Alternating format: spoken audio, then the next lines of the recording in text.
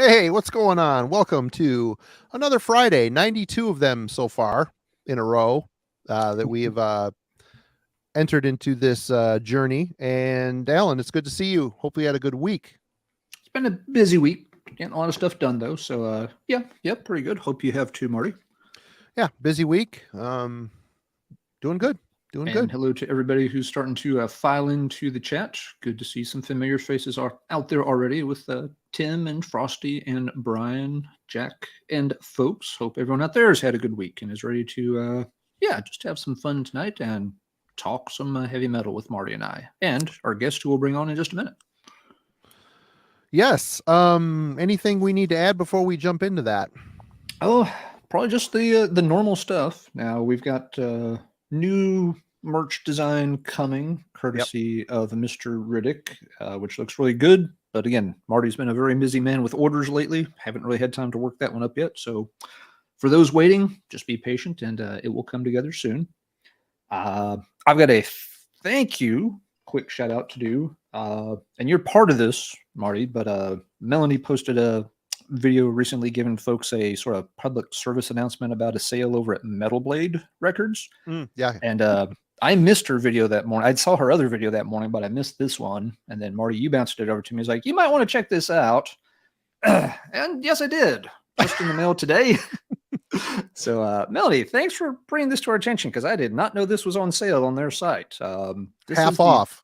It was over half off. Yeah, this is a 40th anniversary release for Gareth Ungel's Frost and Fire, but it's an art book thing. This thing is like the size of a textbook.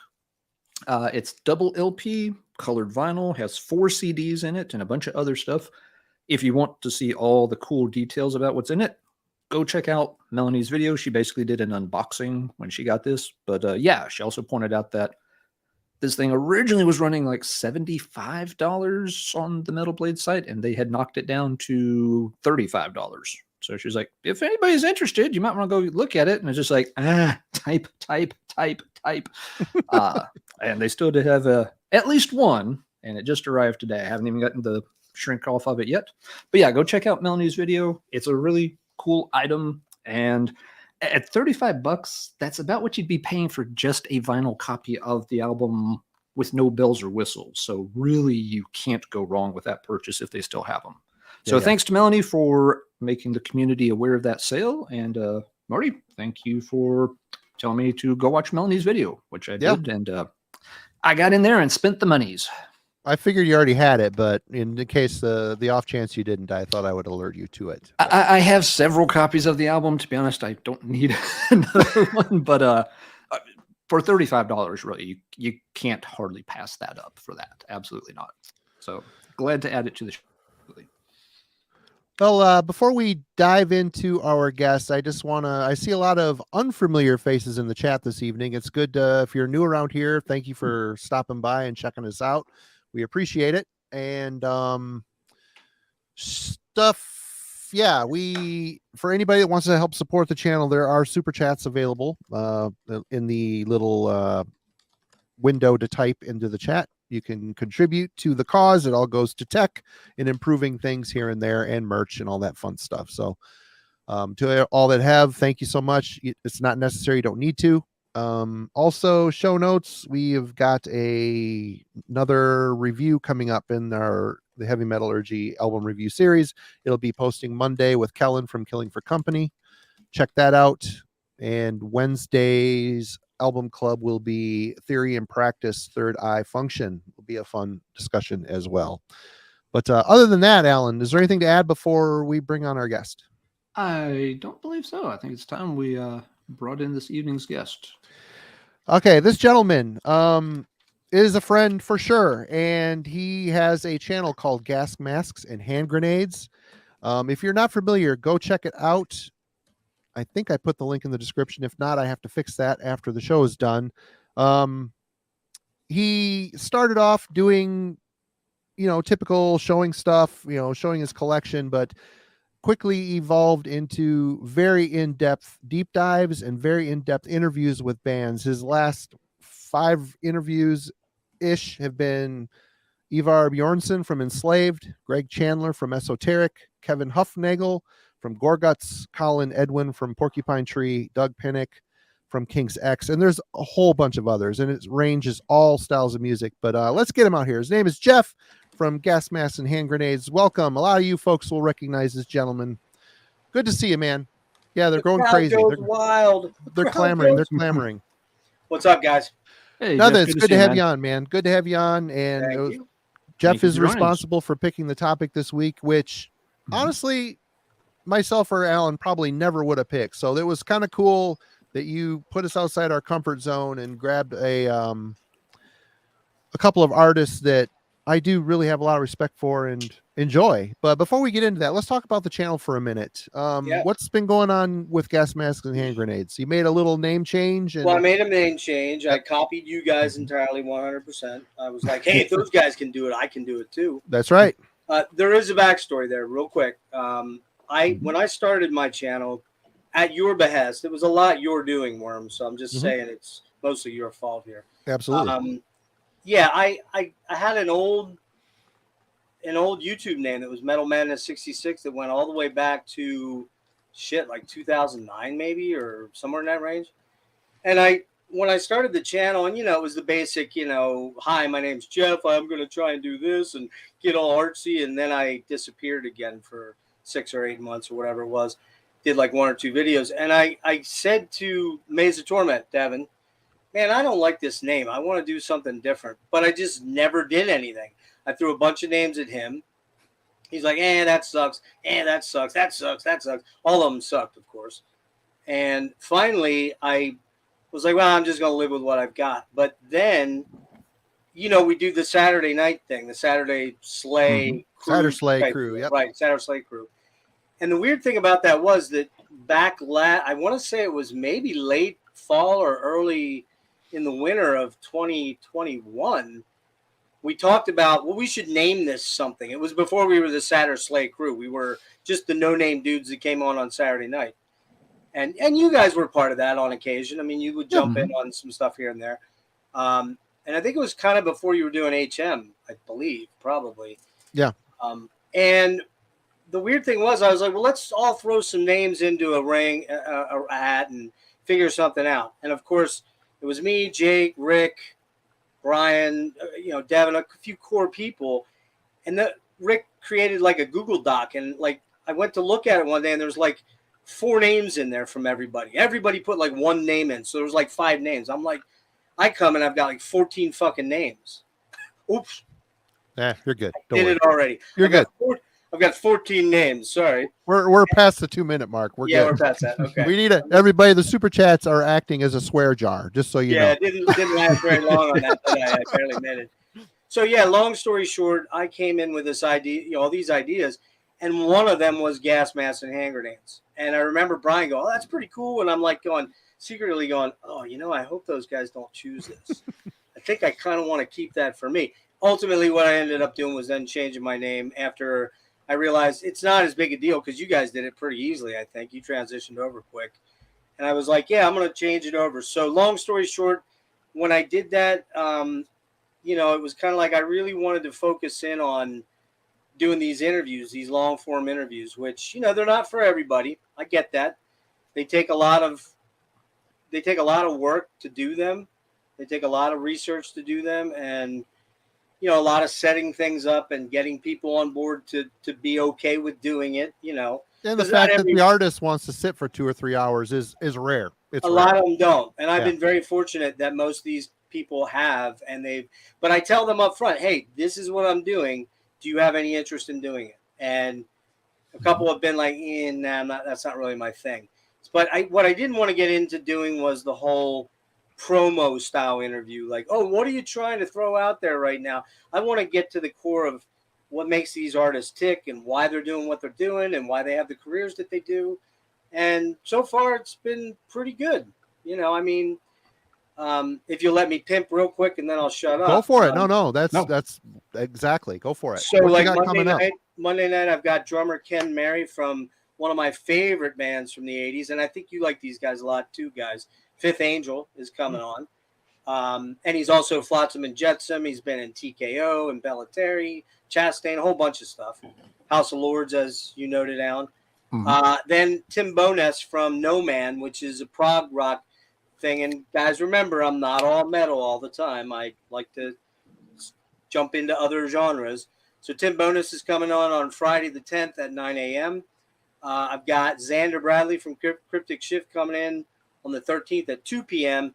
And I've got Max Phelps from Exist, Cynic, and Death to All coming in on the 16th at 10 p.m. So they're kind of all over the map as far as if they're over across the pond or which two of them are.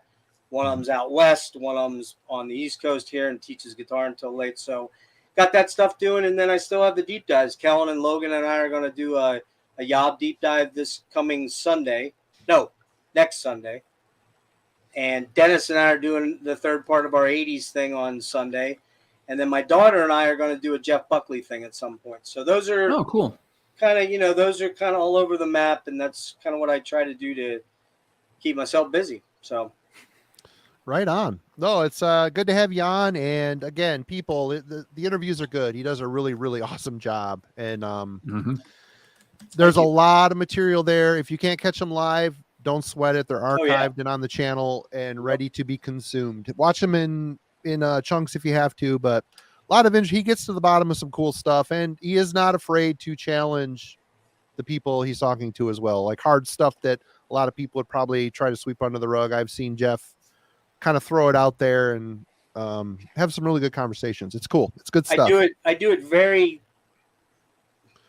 I do ask up front, is there anything you can't or don't or will not talk about? If they say something's a hard line, then I won't push it. But I'll come up to the edge. I'll come up to the edge on some of this stuff. So this was cool, man. You guys have a much deeper knowledge of like the Black and Death than I do, although I have a lot of that stuff. It's not, I don't have a lot of the weird stuff that you guys do. And by weird, I mean just the non-standard stuff a lot of the time. And so I thought, well, let's do a discography of one that I wanted to do on my show. Let's do it on your show where I have two esteemed colleagues' viewpoints, and Sanctuary and Nevermore were the bands that I wanted to do. Right on. And we might as well get started with Sanctuary. I'll take this moment to regurgitate some rifled through Wikipedia facts to set up the stage. We're starting with Sanctuary. Alan, did you have anything to contribute or add before I jump into this? Nope, go right ahead, sir. Okay. Sanctuary formed in 1985 in Seattle, Washington. They broke up between 1992 and 2010. Sanctuary released a largely praised demo in 86, which found them signing with Epic Records in 87. They released the Dave Mustaine-produced Refuge Denied in 88 and toured the world. In 1990, the band released Into the Mirror Black, toured extensively, and released the Future Tense video, which got them another shot in the arm on MTV. Jeff Loomis entered the band at this point as a touring guitarist.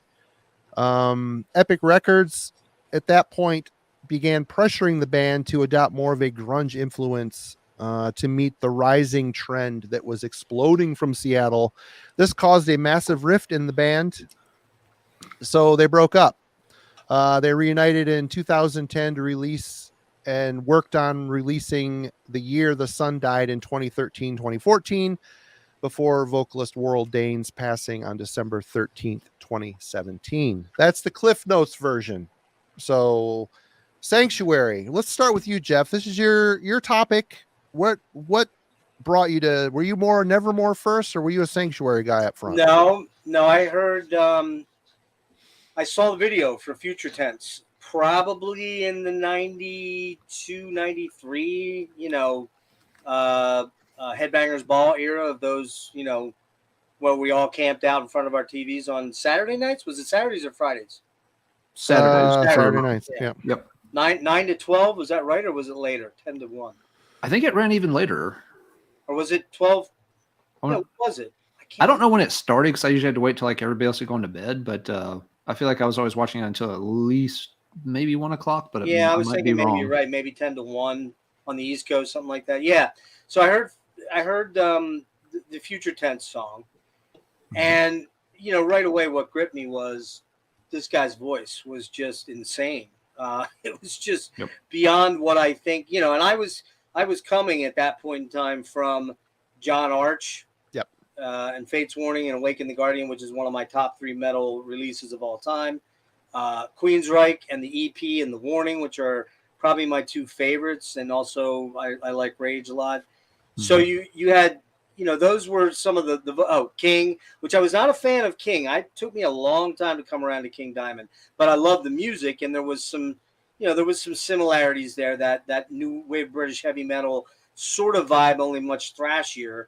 And a little bit more proggier. And I was also really into James LaBrie and the early Dream Theater, stuff like that. So, of course, his voice caught my attention pretty hard and pretty fast. Was not aware of the 88 album until later. The truth of the matter is, though, I can't tell you exactly when I picked up the first Sanctuary album. And the first Sanctuary album I bought was not this one. It was Into the Mirror Black, and as I recall, I seem to recall grabbing it from like a used bin for $6-7 or something like that in a used CD store.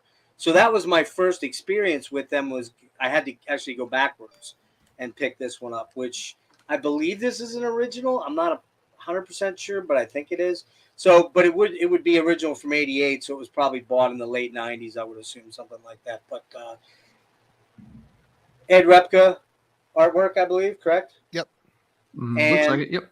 There was a little bit of in the chat early on, there was a little bit of chatter about when this came out, Alan, because I think you made the post that it came out in '88 and someone was saying it was '87.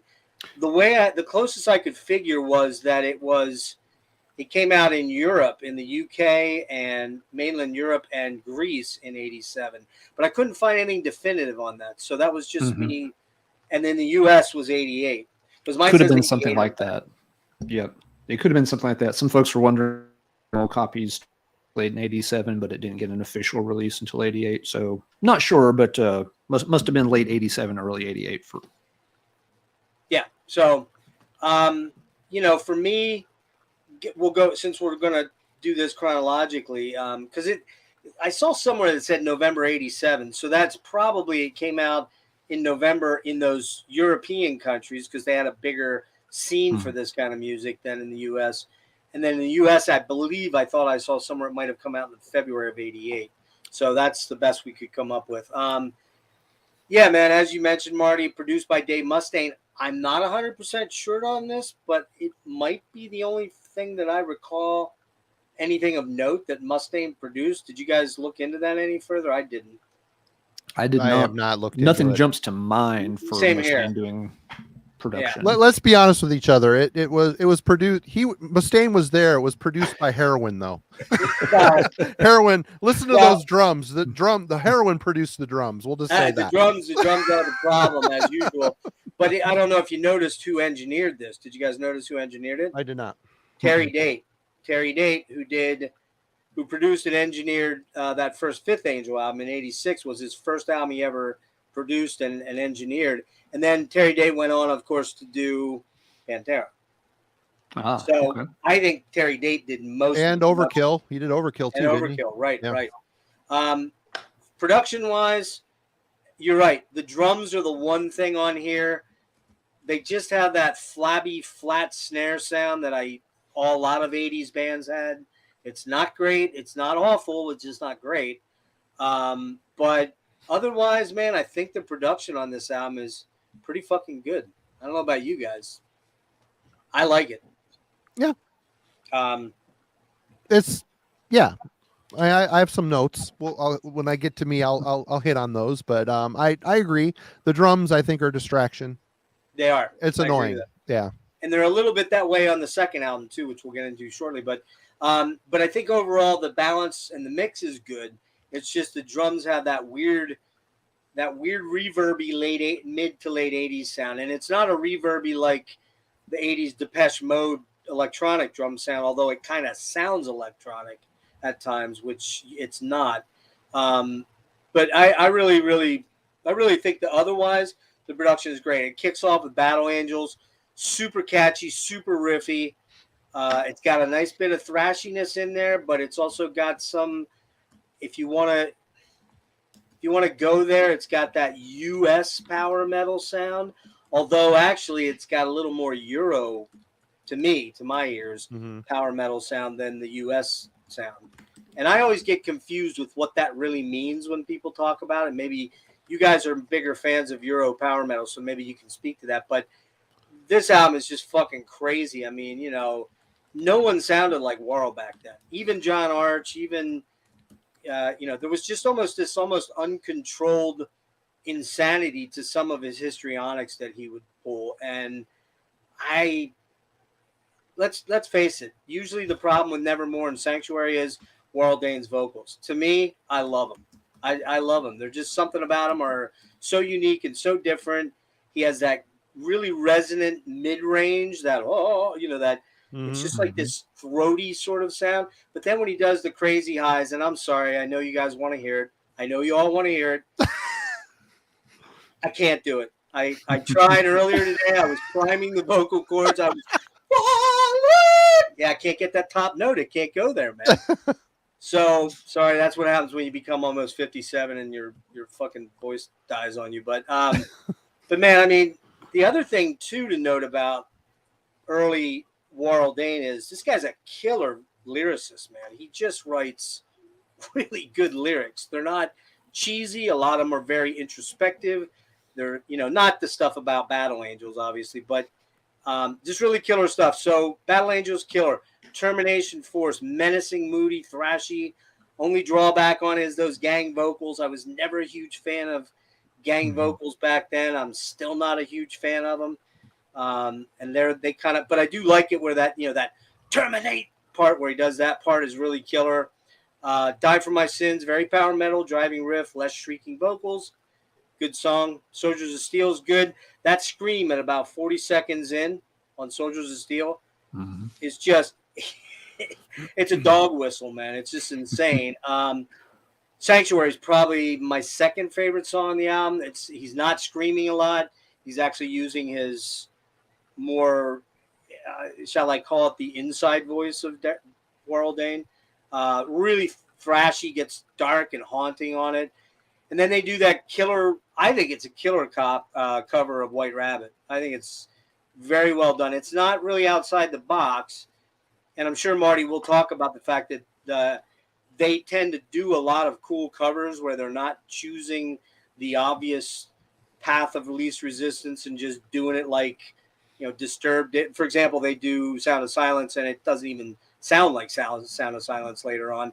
But I like that White Rabbit. And actually, I hate that song anyway. Yeah, I mean, I think they did a cool job on it, but I didn't need to hear it. It didn't need to be on the album. Well, you know, maybe that was their way of trying to get some radio play. I'm not really sure. In fact, it's not on the vinyl. Oh, it is. Never mind. I take that back. It is. I kind of like it, though. I like the solo on it. It's pretty good.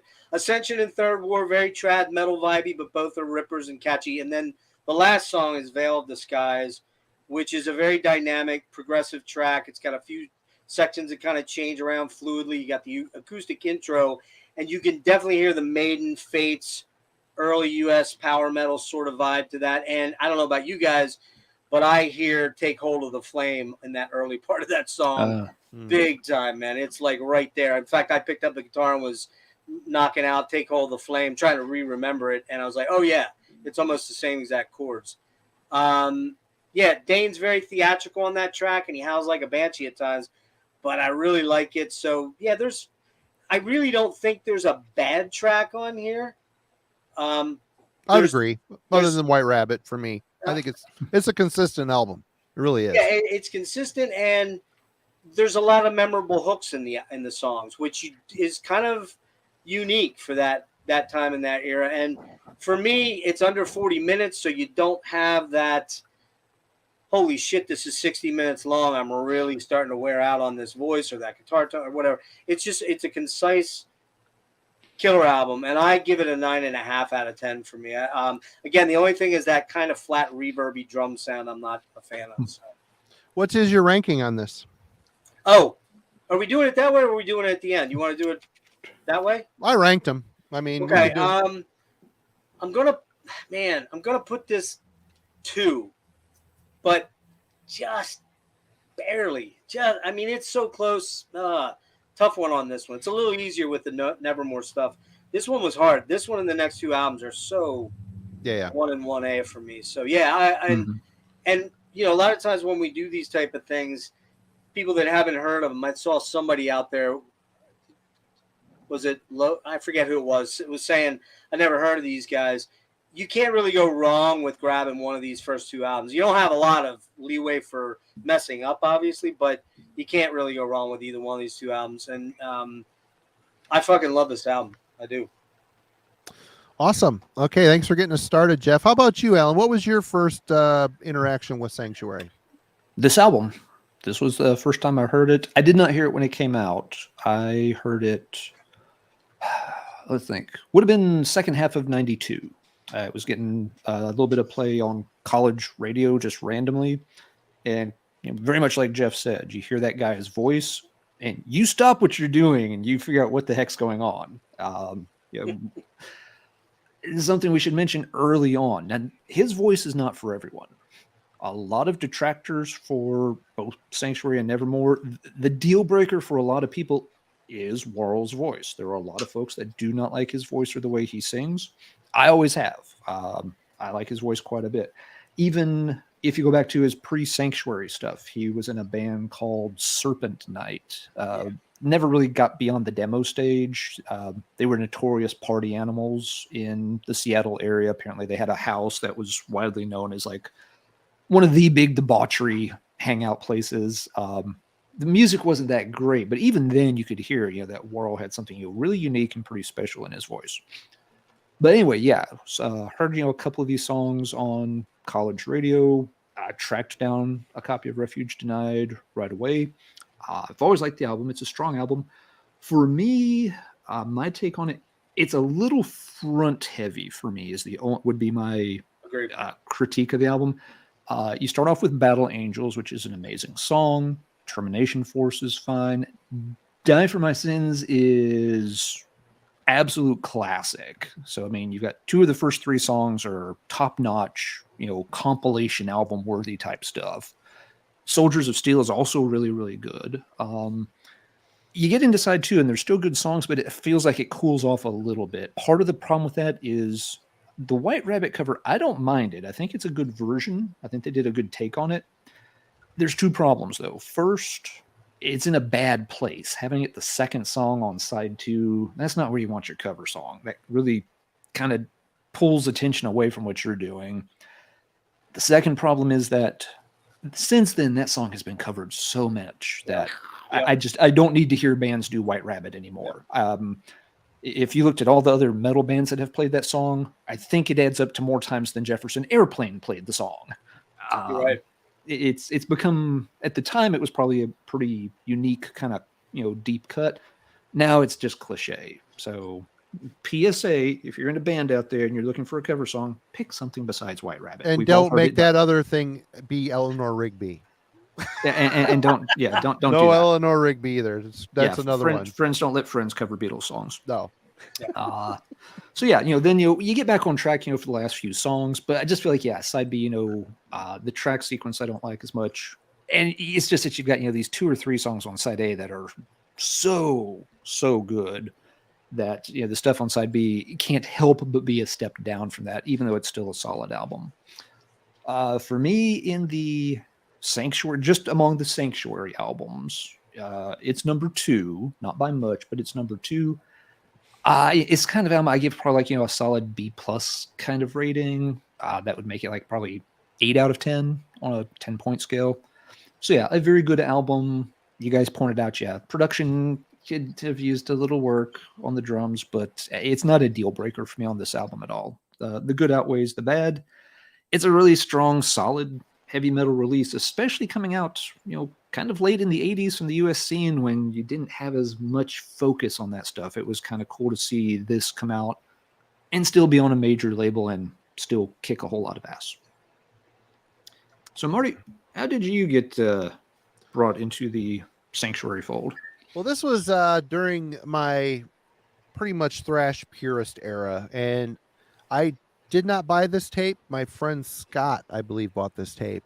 And, you know, look at the back, produced by Dave Mustaine. We're checking it out. And I didn't like it at first. It grew on me. It wasn't until much later I ended up getting this record for $4 at a record show in great shape, and really starting as I've gotten older, I could care less about, what era it is, what genre, as long as it's good. And he might have dubbed it for me. I remembered a lot of this before I rekindled my appreciation for them, but yeah, I was into the thrash stuff, the Sadist, the Holy Terror, all that stuff. I would rather listen to that than traditional metal, although I did have some traditional metal things I did enjoy. But Sanctuary was not high on my list until later in life, and I guess I got back into them by way of Nevermore, but we'll get to that later. But regarding this record, again, I mentioned I think the drums are distractingly loud. It's kind of takes a little bit away from the production,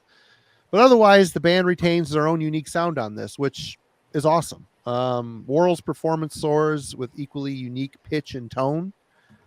I mean, face it, he's a driving force behind what made these guys stand out, I think, anyway.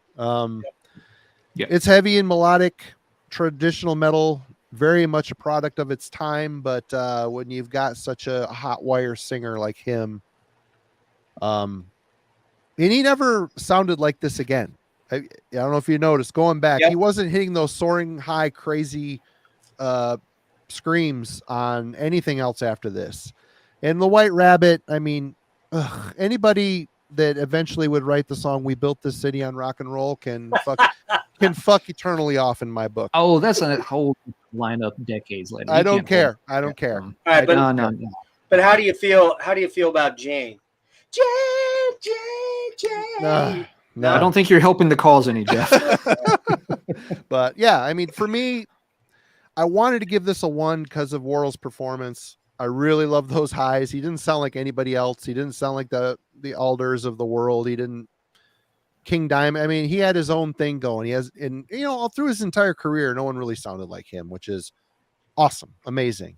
But I had to give it a 2. I think the music that comes up here next is a little more refined, a little better, and Geoff is going to take us into that. Yeah, I think one thing to add real quick to the thing about, I do hear a few high-pitched screams, but not of the same magnitude as the first album on the second album. Okay, or as frequent, definitely not as frequent. Or as frequent. Somebody must have gotten to him and said, "Hey, man, just bring it down just a notch more. We know you can do it." He probably learned that touring after that album. Probably like, I'm not going to be able to maintain this for the rest of my career if I keep doing this. Yeah, and he wasn't able to. That's an important point to make. Yep. Real quick before we move on from this album, though, I think we have to note the other thing that I forgot to mention about Future Tense is that hair on some of these dudes is, I mean, come on. Now, look, this guy right here, Sean Blazel, who apparently was this guy, Lenny Rutledge, who's the main songwriter, along with Worrell. Sean was Lenny's cousin, apparently. I don't know if it's true. It's not a Lenny Squiggy thing. But, I mean, come on, man. There's that look, that thing right there. Do you see that? That across the bangs across the face thing? It's like a hair helmet. It's just exactly hair helmet. And then Worrell's got the helmet. How can you not? Yeah, Worrell's got the helmet. How can you not love that finely coiffed man in the middle? That is some hair. That's some Germac bounce back beautiful hair right there. Bro, that's Pantene level shit right there. That's the behind the counter Pantene stuff. That's not public consumption. That's like, girl, you need this stuff. So for a dude like me in my early 20s who was not allowed to grow my hair beyond my collar length when I lived at home, which it was always right there pushing the limits, but I was not allowed to go super long, right? I'm like, dude, that's my dude. That's my man. I want to have my hair down to my ass, just like him, Never made it there. It's the longest it's ever been now. But yeah, so great album. Can someone show Into the Mirror Black, please? Yep. I have it, but I can't find it. So there we go. Old guy from Metallica and Megadeth videos. He was very popular during this era. This is before he got sick and had to lay down for a while on the cover of the Fates Warning Parallels album. Exactly. That's right. That is the guy. Very good. He caught a chill out walking in the woods, and yeah. Marty, you're going to have to read the credits on that. Who was the producer? I forget. Oh, shit. Kernan? Wasn't Kernan, was it? Oh, shit. Hold on. You're asking, or was it what Terry might Davis? be that might be the impossible? It Produced might by have been Howard Benson. Howard Benson. You know who that is? I know who that is. That sounds familiar. He did Bang Tango. Engineered by Bruce Barris. Assistant engineer Joe Barresi. Joe Barresi, you know Joe Barresi is Tool guy. Oh yeah. Yeah, So I mean, there's some money behind this. Yeah, there's stuff Epic. there. There's Epic Records money behind this release. Yes, Mhm. yes. So that comes out February 27th, 1990, about roughly 2.5 years after the first album. And I think, like you said, the first thing to note is that Worrell starts to get a bit of a grip on his vocal histrionics to a degree. Yep. They're still there, and they're still ever present, and I'm happy for that because I like most of them. But they're more restrained and a little more streamlined here. Clearly, the opening track, Future Tense, is just Dane's a lot less pitchy, more snarling on this album. I love that song. It's got a progginess to it, but it's got that cool riff that is just kind of, it's just a cool riff. And it's, as I said, it's the first Sanctuary song I heard. And the lyrics to this song, while they're referring to the 80s and the 90s, the crazy thing is if you read those lyrics, Marty, they're so apropos to right now, what's going on all over the place. Again, just leading credence to the thing that the more things change, the more they stay the same. Yep. But you got past tense to future tense. Let history unfold. Should I keep going? With the track list or the lyrics? with the terrible vocals there. But yeah, so you're verging on the edge of an age, then another century will turn the page. Just so fucking good, man. My favorite track on the album, though, is the second track, Taste Revenge. Oh, that song rips. Mm-hmm. That fucking vocal line when he goes into the chorus, that no more anger, I will taste my revenge. That's my favorite song on the album, too. Oh, just killer. Yeah. Vocal melody lines are absolutely killing this one. Very proggy, has a technical metal vibe to it, but also a wee bit of thrash and traditional riffage in there. And they were always, Sanctuary is always kind of a mix of all those things. They weren't just one sound, this one thing, right? Taste, Long Since Dark, really menacing, kind of a menacing traditional quasi-thrash song. Really like that one a lot. Epitaph, that's kind of like the epic track on the album. Probably Dane's best vocals on there. Very early Fates Warning, even a little bit of Dream Theater in there without the wank. It's more heavier, more power traditional vibe. Even has a little bit of Candle Massey doomness to it. I hear like a doominess to that track that you don't hear on the first 3 or 4 tracks, right? And then you got Dane gets really snarling on this one. And the chorus is super dark and heavy, really cool. Eden Lies Obscured, probably their first kind of ballad, if you will. Chunky, riffy set of chords on that. It reminds me a lot of Fates Warning, Spectres era, Awaken era stuff there. And then it has a really catchy chorus and a very identifiable sound. The only thing about that song I hate, and I don't know if you caught this, Marty, but they throw a phaser onto that rototom roll. I didn't catch it. And it's just the phaser sound. You're like, oh, why did you do that, man? Yeah. Anyways, Mirror Black, cool proggy Queensryche intro, of course. Very good vibe of the warning in the Queensryche EP. Dane's vocals on the Mirror Black are really amazing. Season of Destruction, really, really killer. One More Murder, really very recognizable kind of chord sequence on that one. I think Seasons of Destruction really is cool because it's a lot more chuggier after the beginning riffs, and then it has all those I can't do the ahs very good. The in the background of the main vocal line, I really like that, and that fluttering riff is so cool on that one. I love this album. I think the songwriting is in general better, and one thing about this album, I think I'll be interested if you agree with. This is an album that the more you listen to it, the better it gets. Yeah. It's kind of one of those ones where it's not an immediate listen. You're not going to pick it up right away, but by the second or third you're listening, you're like, whoa, oh man, I didn't hear that. Now it's all coalescing and making sense. This is a 9.5 out of 10 for me, and it's my number one. Again, the only major problem, that snare sounds a little loose and kind of flabby to me. Again, 80s, early 90s production. It's the sound's more refined, and it's Mirror Black just said it, more refined. Rick Rattlehead said it.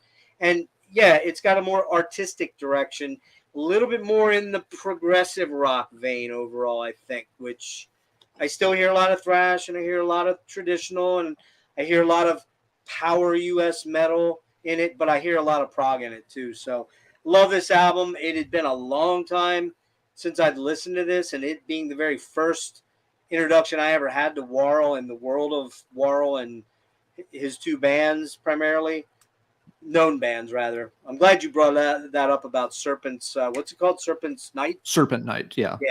Because I forgot about that. But yeah, I mean, they're easy to forget. The music, the songs. I would imagine. He would have been very young. He'd probably been just like a high school age kid at that point in time, I believe. High school or just out of it, yeah. Yeah. So, I love this album. It'll be interesting to see what you guys have to say about it. All right, Alan. See, I'll be right back. Oh, go ahead. I'll just spoil the lead right away. Definitely my number one for sure. While Refuge Denied is a really good album, this is a great album. Jurgen just mentioned it's one of his 10 favorite of all time. It might be in my 10 favorite albums from the 90s of all time. I don't know for sure, but it'd be in contention if I sit down and make that list sometime. And yeah, Geoff, you gave a really good rundown on the whole track list. This album, yes, the songwriting feels a little more refined, a little more mature. The songwriting certainly wasn't bad on the previous album, but this one, everything's just tightening up. They're really finding their voice here. I really like the atmosphere of the album overall. It does have this slightly dark, kind of brooding, like you said, at times getting into a little bit doomy. I always thought it matches the cover art very well in terms of just having this sort of bleak unease about it. The lyrics to Future Tense leading off the album, it's the perfect place for that song because it tells you right away this isn't going to be fantasy about battling angels or stuff like that. This album has a weird disquieting vibe and personality, and it works fantastic. Other songs, yes, Taste, and something here too, the songs, they move around, they change. Taste Revenge, has that, angry, pacing to it, where, like you said, he's kind of snarling more. For me, Eden Lies Obscured is actually my favorite from the album. Just, it has that huge, haunting, really bombastic sound, a little bit like classic Candlemass. Mm-hmm. It's not going to be mistaken for a doom track, just the way it has volume. It fills up a lot of space and just has this foreboding to it. That's really cool. There's really not a track on here that I think is weak. The album's put together well. It's not too short. It's not too long. The band has a really great sound and a great direction nailed down here. I don't know if I register as much prog in it as you might. They're definitely operating more in the vein of, say, like, early to mid 80s Queensryche, that kind of prog stuff. Yep. But yeah, it still is very much, a metal album at heart, which is also kind of cool because, this is February 1990. Within a year or two, heavy metal of this sort is going to go through a seismic shift. Yep. And this band, of course, was going to go through a seismic shift as well with it. And so, an easy number one for me. And it's always left me, a little bittersweet because I felt, if they had a chance to follow up on this album, I would have been so interested to see where they went next. Because you and me both. This this is such a great album, and it's only their second album. They're moving forward, they're gaining momentum here, and we never got to see what would come next.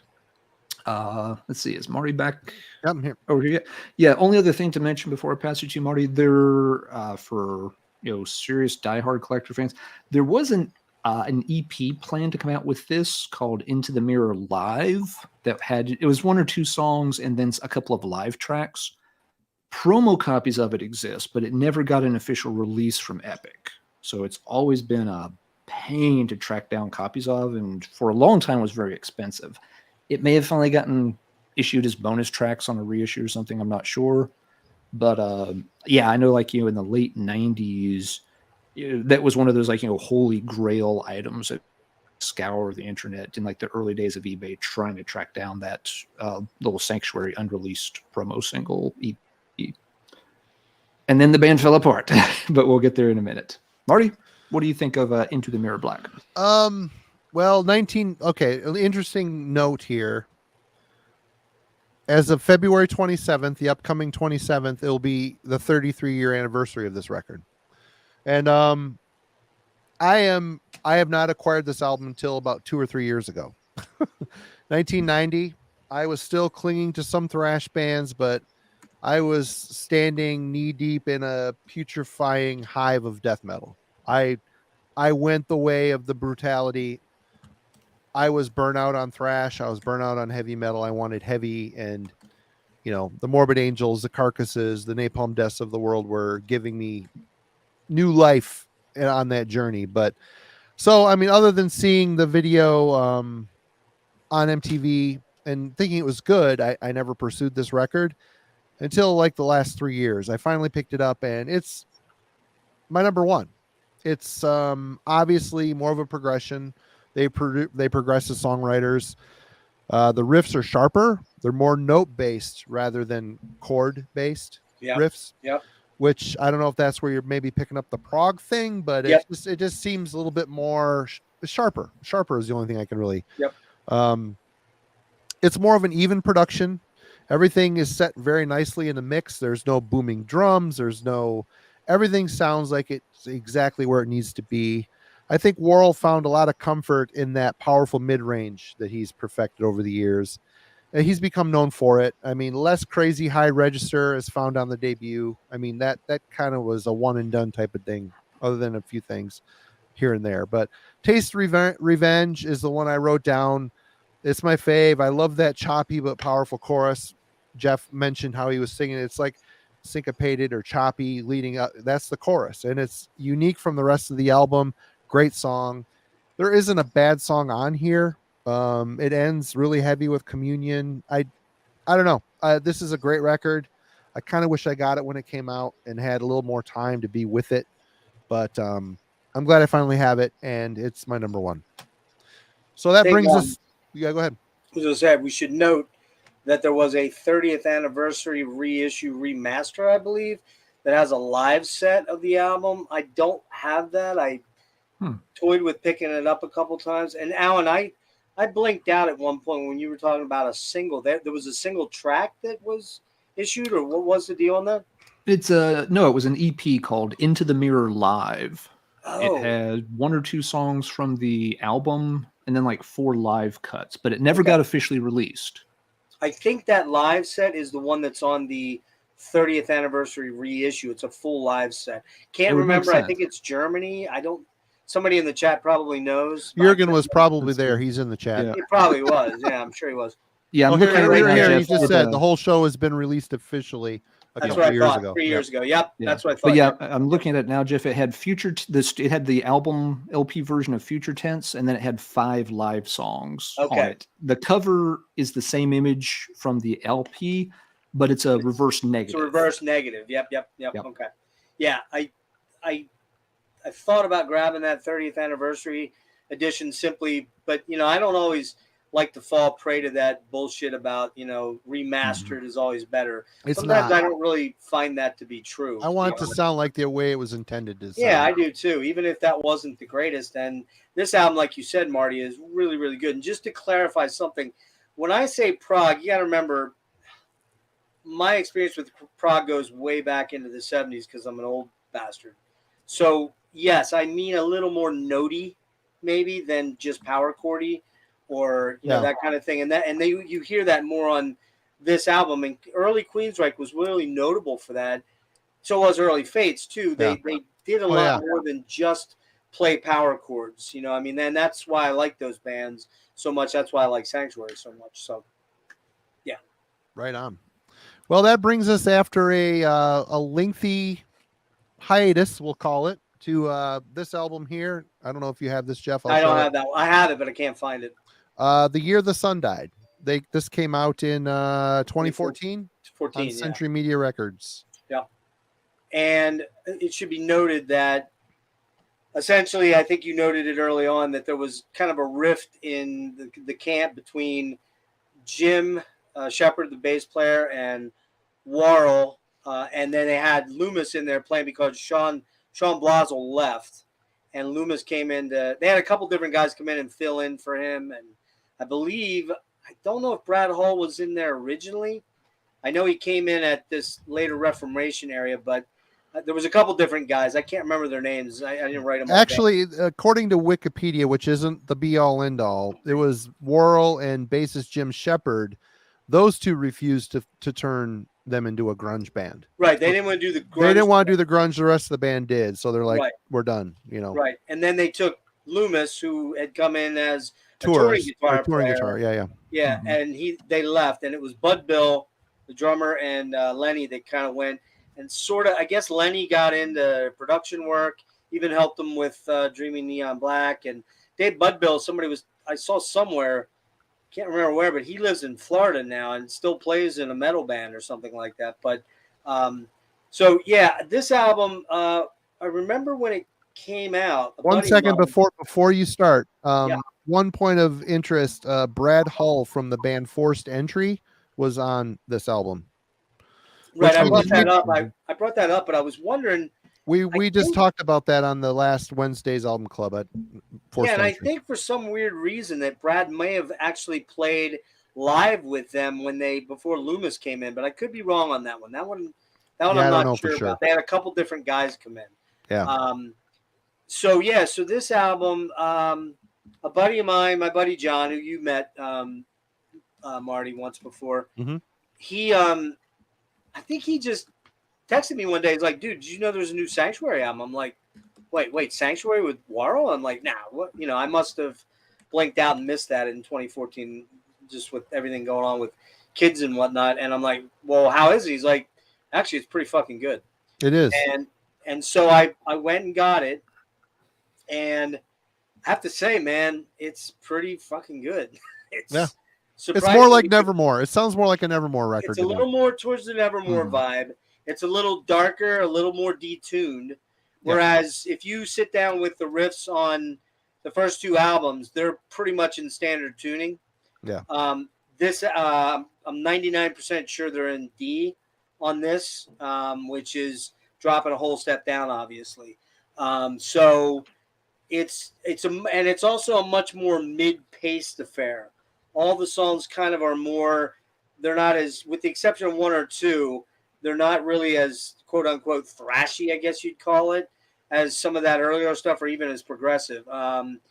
Darker, and also Dane is singing in a lot lower register now. He's not going into those crazy highs. He does a little bit on here, but if you watch like the Vakken sets or the Bloodstock sets, he definitely is starting to encounter some issues in 14 and 15 with the screams. There's no doubt about that. So we kind of, we're jumping out of sequence because technically this album comes out after all the Nevermore stuff. Yeah, this is the last album he did between the two bands. He might have put out a solo record. I don't know. I didn't look into any of that shit. He put a solo album out in 15 after this called Praise the War Machine, and then he put one out in late 18 that was, I think, finished after he died or right around when he died. One of his solo albums came out before the last Nevermore. Yeah, that was it? Pretty sure, because I think both him and Loomis there's that long gap at the end of the Nevermore catalog, and both him and Loomis had solo albums in that gap. Praise the War Machine and Conquering Dystopia, I believe it was. Oh, Dystopia with that other guy, the other Steve awesome. Marrow. Yeah, Marrow. Yep. Yeah. But we kind of jumped things in a weird way because we're staying with Sanctuary, but technically this comes out quite a bit after some of the Nevermore stuff, and when Nevermore breaks up in 2011. Yeah. So real quick, track by track, Arise and Purify, man, come on, that's a banger track right off the bat. The only thing I don't like is the triggered drums, which you start to hear in a lot of the upcoming material we're going to talk about. Dane singing lower register, that chorus kicks ass, man. I just love that chorus. Let the Serpent Follow Me, killer drumming on this one. Brooding, Dark Bruiser. This is Dave Budbill, by the way. Worrell's in check on this. That's a favorite track. Exitium. Good brooding ballad, lurching in dark, killer solos. The screams are much more under control from him. Question Existence, Fading. Cool vocal on this one, double tracked. Heavy riffage on it, reminiscent of more of a Nevermore type song. And as you said, Marty, a little bit more of the Nevermore vibe in the guitars on this album than the Sanctuary side. Frozen, this one's a faster tempo track.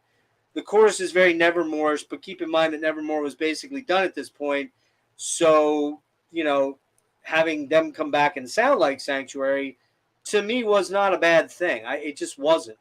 I didn't necessarily expect them to sound like Into the Mirror Black.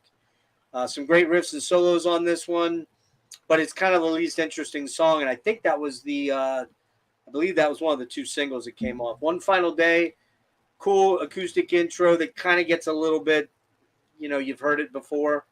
The World is Wide, Riffarama, that's a great fucking track. The harmonies are really killer on that one. The Year the Sun Died, very moody. That one's pretty proggy and menacing, but the chorus isn't as killer as it should be on that song. I was kind of let down by the fact that the build-up to the chorus was kind of So, solid return that, although has some similarities to Nevermore, for obvious reasons, the mostly mid-tempo feel of most of the tracks helps set it apart from Nevermore, and the melodic, more vibey, lower controlled register with Worrell works better for these songs. Brad Hall from Forced Entry was a solid choice, although kind of surprised they didn't add Steve Smythe into the mix, which we'll talk about, because Steve Smythe was one of the last guitarists to play with Nevermore. When I saw them, I hung out with him. Super awesome dude. It's a nice balance of later Nevermore and the darker Mirror Black sort of progginess. I'm going to give it an 8.75. It's good, man. It's a real good album. It is. And mainly the only main problem I have is that triggered drum sound, which I fucking hate that on every album, but it's every death metal, every heavy metal album you hear it now. So I'm just not a fan of that modern metal production. Who produced that one? Was it Takrin? No. I got it right here, Marty. I should have wrote these down. I thought you'd have them. Mixed by Zeus. Zeus. Oh, Zeus. Chris, the dude that does KXM and Queensryche, and Chris, I forget. Recorded at Soundhouse Studios, Seattle, Washington, and Metal Camp Studios, North Bend, Washington. Yeah, Zeus Chris Harris. Chris Harris, that's it. Chris is very notorious for that triggered drum sound, man. But every producer is these days, I think, sadly. Well, it's easier to get the drums to sit in a mix with complete control over them. Well, that's the whole deal. The quantization, the Pro Tools thing, which I don't love, man. Call me an old fucking man. No, it's a thing. It's a thing. It's kind of the industry standard at this point, but Well, and the other thing is it saves a lot of money. Sure. Because and time. You're not in there doing drum takes over. You're not taking a week to find the drum sound. Exactly. Yep. You're having the drummer play along the triggers of a predetermined drum sound that's already been recorded by somebody else. Exactly. I still fucking hate it. Yep. All right. Was that it for you, Geoff? I'm done. Okay. Alan, The Year the Sun Died. Yeah. This one for me is okay. I'm not nuts about it, but a big part of that is, well, first, folks that are, know my takes on things. I'm always real leery of these reunions that happen long after the fact. Sure. It's one thing if a band takes a few years off, but 24 years later, you're not really going to get the same sound. Hi, everybody. Yeah. You just aren't. Yeah. I'm always real gun shy about those kind of things. I rarely hear bands get back together under those circumstances and do something that really impresses me. It's a personal bias against those projects. I'm just like, that's cool. You're welcome to do it. I'm not saying the bands shouldn't do it. I'm just saying, I don't think with that much time elapsed that you're really going to come close to what you're known for. And thus it's not going to be that interesting. That said, this one is not bad. Y'all have described it well. It definitely, it's worth noting. It is the only guy on this one who wasn't on Into the Mirror Black is, the second guitarist whose name I forget right now. Hall. Yeah. Yeah, Hull. But even that said, like y'all have noted, you have some of that Nevermore sound creeping into this. Yep. And I was hoping that would not be the case. Yeah, I was like, if this is Sanctuary, make it sound like Sanctuary. Don't make it sound like the other band that you just, kind of, wrapped up with. It felt like they were leaning on that a little bit. It's just like, well, a bunch of, crazy old, Gen X guys are going to be excited that a new Sanctuary is coming out, but are any fans of Nevermore going to follow us over? Better make sure they do, and let's put enough Nevermoreisms in here to make sure we satisfy the fan base we've had for the past 2 decades, not just the fanboys from what we did literally almost a quarter of a century ago. So it's not terrible in any way, but yeah, there's just enough, of the Nevermore in there that it always felt like you could have just put this out as another Nevermore album, and nobody would have noticed the difference. Different guitar players, yeah. It sounds like Nevermore. And as such, it just doesn't feel that necessary to me. It's not bad. The songs are not bad at all, but it just ends up feeling like, well, why did you do this? And why did you put it out under this particular name? So that's the baggage I've got attached to this album. So it's never one I've never dove deep into it, because those factors just kind of keep that. They kind of forced me to keep it at arm's length a little bit. So in the Sanctuary category, yeah, it's definitely a distant third. I would still give it like, a 7 out of 10, just in terms of sheer musical quality. Take away the bias, take away the names and such, just for performance. Yeah, it's still like a solid, C+, B- kind of album, 7 out of 10. So I don't mean it to sound like I'm shitting on the record. It's just that it's not doing what I would want a Sanctuary comeback album to do. It's not reestablishing Sanctuary. It's the guys from Sanctuary playing an updated sound that has a lot of influence from what the guys have been doing for the past 2 decades. So that's there's no doubt. Why do I get the feeling Alan's going to drive a semi through the butthole of Nevermore? I'm really not. We're getting there, and I do have my issues with Nevermore, but I've also got good things to say too. But before we get there, just a quick aside before you get started there, Marty. Jack Half a Prayer seems to be pretty into this band, which is cool because I am too. Mm-hmm. He mentioned that the last album that Warhol did was a solo album called Shadow Work, which he did with a Brazilian-backed band.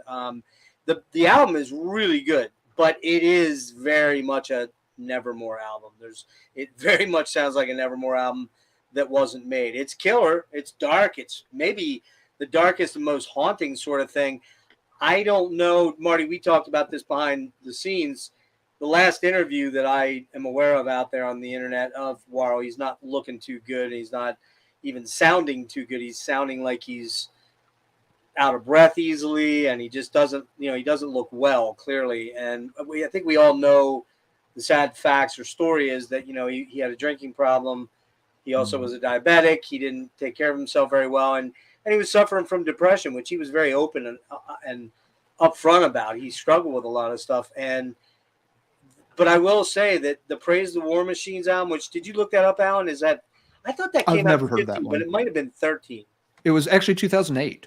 Oh, it was 8. So it was before they split up. Okay. It is. Yeah, it's in between those last 2 Nevermore albums. That's a killer album, and that was done with Peter Weikers from In Flames, I believe that's where he came from. Or no, Soilwork.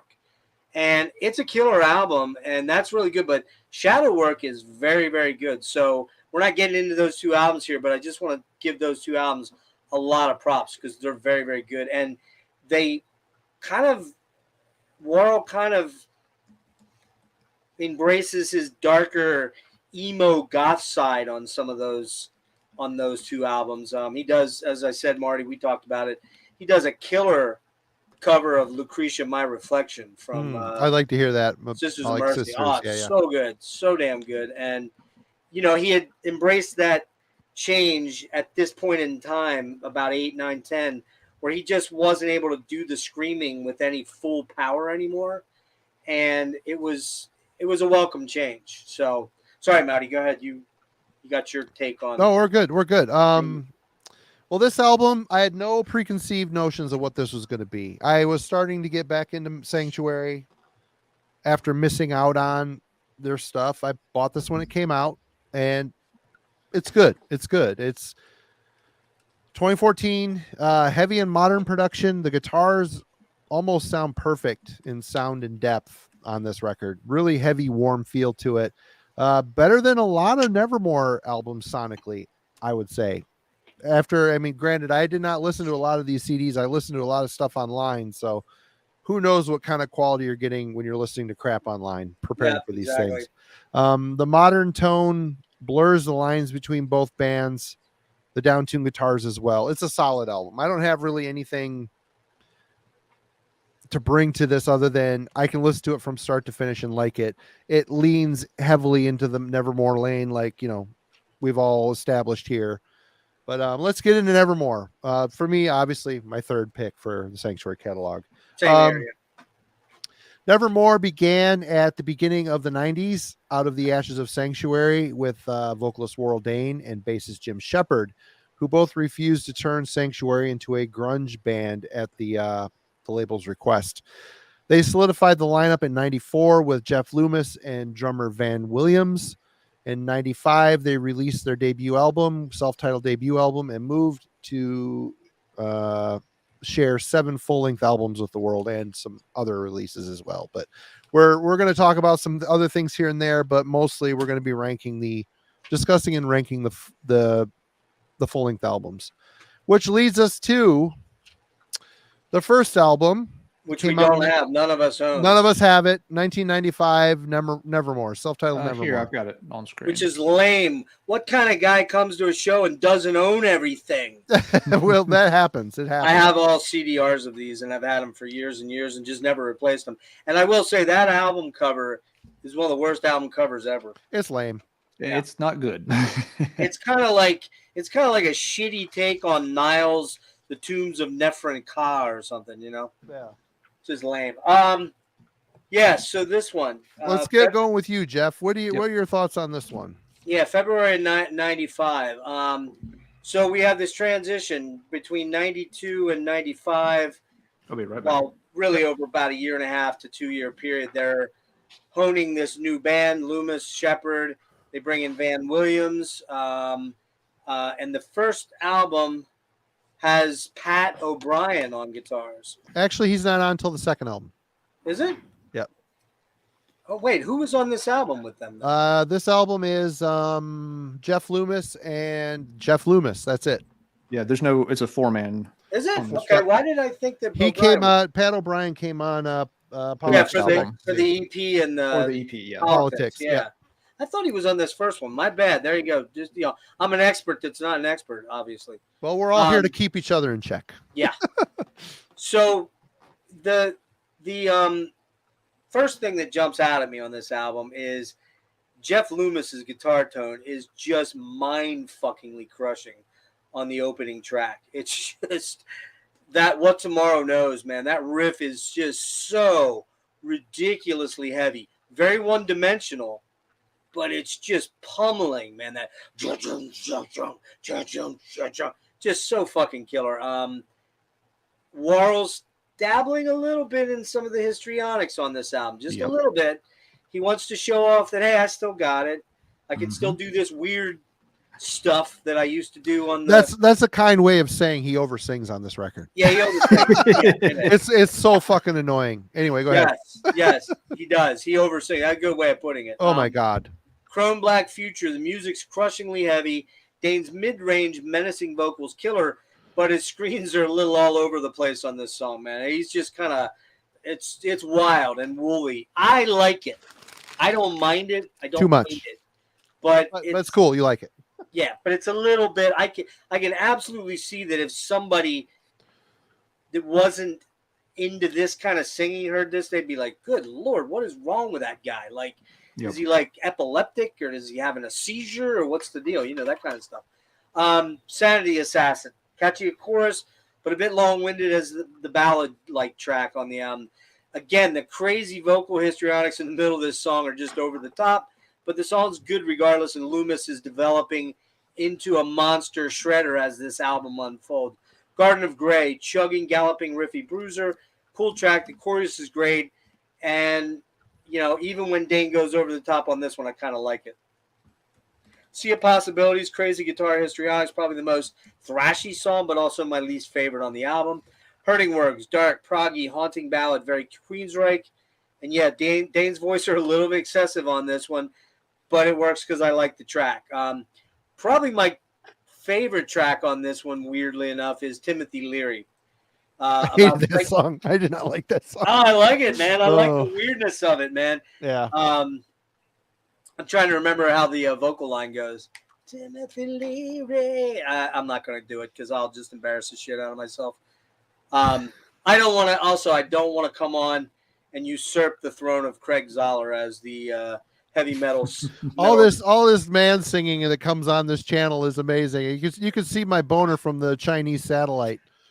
From the Chinese spy satellite. It's funny you said I could see your boner. I can actually feel it poking through the bottom of my chair here. It's talent. Yeah, Timothy Leary about psychedelics, pretty cool topical material, chugging riffs. This one rips hard, possibly my favorite track on the album. The riffs are savage, lyrics inventive, the catchy chorus, solos vicious, Worrell's vocals, under control and rather surgical. Freight train riffs on God, money, and acidic lyrics about organized religion. Thrashier vibe to this one, but the vocal melodies aren't as good as most of the other songs. Sort of a weak ending track for me. I do really like Gardens of Grey. I like the opening track, and I do like Chrome Black Future. It's just, man, it's his vocals on it are just pretty fucking wild. This is going to be my least favorite album of theirs. Mine too. I like it. I just don't love it. I think they're trying to figure it out songwriting-wise, and definitely by the next album, Worrell does a lot of changes to his vocal, just like he did with Sanctuary. He makes some major right turns and starts to right the ship a little bit, because this one's not an easy sit-down. It's probably the least ear candy-ish of all their stuff. Not that their stuff is ear candy. Some of it is, but this one's just it's a tough listen all the way through. I'm going to give it a 7.5 just simply because I love the guitar tone. Neil Kernan's production is very good, very bright. It's a very bright production, but it also has just a crazy bottom end too. Let's see, anything else here? Oh, Loomis and Van. I will tell you, Van Williams, much, much, much better drummer than I think people really ever talk about. I think the guy's a killer drummer, and you start to hear it a little bit here, but you get it a lot more in future albums that come up. Onward and upward from here, right? Indeed. Alan, your thoughts? All right. With this album, Nevermore, remember them coming out, getting some attention, being curious because it was the Sanctuary follow-up band. And like I mentioned earlier, was really disappointed that Sanctuary had fallen apart and didn't get a chance to follow up on the excellent Into the Mirror Black. Geoff Loomis, it was kind of a known quantity, even though this, is kind of, I guess, his first, real band. He had tried out for Megadeth, but got passed over by Mustaine, apparently just for being a little too young and inexperienced. So, right. But he still landed on his feet, obviously, with Nevermore instead. Things with this album, they're obviously not Sanctuary Part 2. They're establishing their own sound. And it's got, a pretty typical, what I would come to think of as a more typical mid-90s American heavy metal sound, where there's going to be a little more emphasis on, groove in the riffs, and the general, mood and such is going to be angry about stuff, which sometimes they do well and sometimes they don't. There's a couple of songs on here that go back to 92. And for me, they are a couple of the better ones. It's God Money and... oh, what is the other one? I always forget the other one. There's one other song that's an older one from... I guess they had been working on for several years. It's not See a Possibility, but it's around that part of the album. Sorry, let me check notes. Hurting Words? No, it's Gardens of Grey. Oh, Garden of Grey, yeah. Yeah. Those chimes and those two songs, you can tell, they don't fit in as cleanly with the rest of the tracks, but there's about a 2-year difference. Those two were recorded in '92 when, heavy metal was still kind of, chugging along. By the time you get to '94, the metal scene's very different in the United States. And so it makes sense that black metal has entered the realm. That's right. Well, black metal has entered the realm for Europe and underground stuff. Black metal, as like a household, every headbanger knows what it is kind of thing, really didn't get into the U.S. quite that early. Certainly not into a lot of corners of it.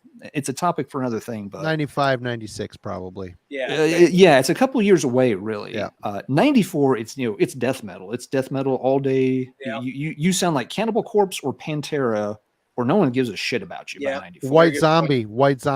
Yes, you got the weird, the white zombies and the biohazards. You got Godsmack, a little bit of Godsmack in there. Those Machine Head. mainstream metal bands was coming, but you're getting, and that's again, you're getting this kind of mid '90s weirdness to heavy metal. So the album for me has some good songs. Those two I've mentioned, a couple others I like. There are times that they haven't quite got it together yet. As y'all have mentioned, Dane is kind of all over the place, and that's something he would get under control with time. But he sometimes he sometimes has trouble figuring out where to put his vocals in the songs. I like his voice. I just don't always like how he employs it in particular tracks. Production on this one bothers me a little bit. And I've listened to these online. I haven't owned any of these in ages. So over the past few weeks, since Geoff brought this topic up, I've been replaying them all, but just online. So I can't tell you which version or which, issue. It sounds a little muddy. The snare sounds very loud, a little too punchy. So the production needed some help. That's not necessarily the band's fault, though. So it's an uneven album. I got to go with Marty on the Timothy Leary song. That one feels really out of place. The band would, continue, with, some, odes to LSD over and over at times. Some of the other ones are better. This one just does not resonate with me at all.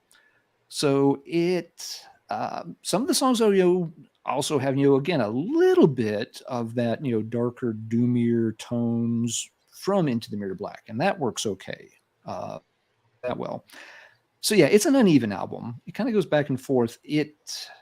For me, I have actually got it ranked. It's funny. I would give it about the same numerical rating as Geoff, somewhere around 6.5, 7, somewhere in that neighborhood. I'm thinking of it in letter grades. It's like C+, B-. It's right there. One of those albums that you kind of like, but it has a few obvious flaws that keep you from putting it any higher. But that said, in the Nevermore catalog, I've got it ranked 3rd. Wow. What? I have it ranked 3rd. Totally Well, this is going to lead to something that I'll just get out of the way right now. Okay. Here it comes. Nevermore, Here comes the big Mack truck driving. Alan. No, it's not going to be that at all. But Nevermore has never been my band. And it's a little weird because on paper, again, it looks good. You have a very talented vocalist whose voice I like a lot. Again, his voice is polarizing. There's a ton of people who hate this band simply because of his voice. That's not me. They've got, a real hotshot guitarist. I like Loomis's lead work a lot. He's one of the best lead players, from this era, especially among U.S. bands. But it often just doesn't come together for me overall on a lot of Nevermore's material. There's always, there's that overtones of the mid-90s US sound where you start going into more the groove, rather than the sharper, more well-defined, riff style from, the 80s, thrash and power metal stuff. Less riff salad, more groove. Yeah. And that style just never worked for me personally. And it's true not just for Nevermore. It's why I'm not huge on a lot of mid and late 90s Overkill. Overkill switched that riffage style themselves. It's a big part of why I didn't get into Pantera. It's just not the sound I like. And those, so with a lot of Nevermore, what it comes down to me is for when we're all singing or Geoff is, doing the guitar heroics, it's cool. But as soon as they just go back to, chugging away at, the riff, I lose interest. It's just the backbone of the songs aren't really my style. So that's going to be why my rankings are probably going to be very different from folks. But again, there's stuff on each album that I do like. This one, to me overall, the riffing's not bothering me as much. It's got, the darker, elements, done in a way I still like. And it still has a couple of songs that are throwbacks. They were working on them kind of, at maybe the tail end of the Sanctuary era. And I like those tracks well enough, as well as a few others. Timothy Leary is the only song on here that I really would give a thumbs down. Wow. So again, that's why, I'm still going to rank it third and, say it's a pretty solid album, despite having some flaws. All right. Well, when I think of Nevermore, I think of two bands. I think of Nevermore and I think of Iced Earth. Both of these bands were huge in the Century Media stable in the in the 90s. They're both equally huge bands. And I typically gravitated towards Iced Earth, but I did respect these Nevermore promos when I got them. They're always super talented, but this debut was the first time I heard this one. For some reason I didn't get the promo, but this is the first time I heard it this week, and I instantly gravitated towards the fact that What Tomorrow Never Knows, the leadoff track on this album, it's mid-paced and a very odd choice for a leadoff track. It never really builds or goes anywhere. It is a very lame album opener, and it's like instant yawns when this record starts. And then the track after it, CBF, it's the second track, more energy behind it and more in tune with the rest of the album. This is what they should have used for the leadoff track. They should have flip-flopped the first two tracks. No. I think it would have started the record off on a better foot for me. But from there, I gravitated towards World's voice. I mean, his performance was too over the top. Some tracks, every line would have a different intensity. It seems like he felt the need to go for it on this one, to prove himself, to reclaim some youthful vigor that maybe was on that first Sanctuary. Maybe he was trying to connect the first Nevermore and the first Sanctuary by way of doing some vocal antics. But it was too over the top. It was annoying. I mean, every other line was a different it's like he was playing three different roles. Like he was like a King Diamond album playing the characters, But so that really poo-pooed this record for me. The Timothy Leary song I really disliked. I mean, I'm not a drug guy. To those that are, cheers. Good. Do you. But, like Ministry, Al was, spent time living with the guy and had songs about him. And who cares? Who fucking cares? I don't care. And that whole song was lame. And there's a lot of things on this. Not a great start for me. It's my number 7 out of their 7 full-length albums. It is the worst for me. Absolutely. But that brings us to, well, let's first of all talk about this EP. We're not going to rank this, but this would be Pat O'Brien, who went on to be in Cannibal Corpse, his first album, his first release with Nevermore. He did 2, I believe. And this is an in memory EP. And I'm just going to chime in real quick since I'm holding it in front of me. I like this. It was a brighter production. And I'm a Bauhaus fan, and you've got the Silent Hedges Double Dare cover on here, which is an excellent metalized version of those Bauhaus songs. But Geoff, what do you think? What do you think about this EP before we move on to the next? Before we jump out of the first album, I will tell you that had I heard that first album first, I don't know that I would have really followed Nevermore very much after that. It's not a great start, man. It just isn't. And you nailed it on that first song. The guitar tone is just crushing, but it's just very monotonous. It's just the same riff kind of over. Doesn't go anywhere. Yep. And really, a lot of these songs are kind of like vehicles for, as you said, Dane to experiment with his vocal takes. Even like there was no unified sort of thing. Not that you have to sing every line the same. Verses have to sound like this and choruses have to sound like this. But in order to get in someone's ear holes and make an impression, you have to sell a melody line. Well, you have to sell. You can't be doing weird shit or you're just fucking magma. I mean, that's what you are. You're Magma. If you know who that is, they're the weird prog band that nothing sounds uniform or like. And some people like that shit, and I love Magma, but I can't. I'm sorry, I love prog, but I can't listen to Magma. They just irritate the shit out of me.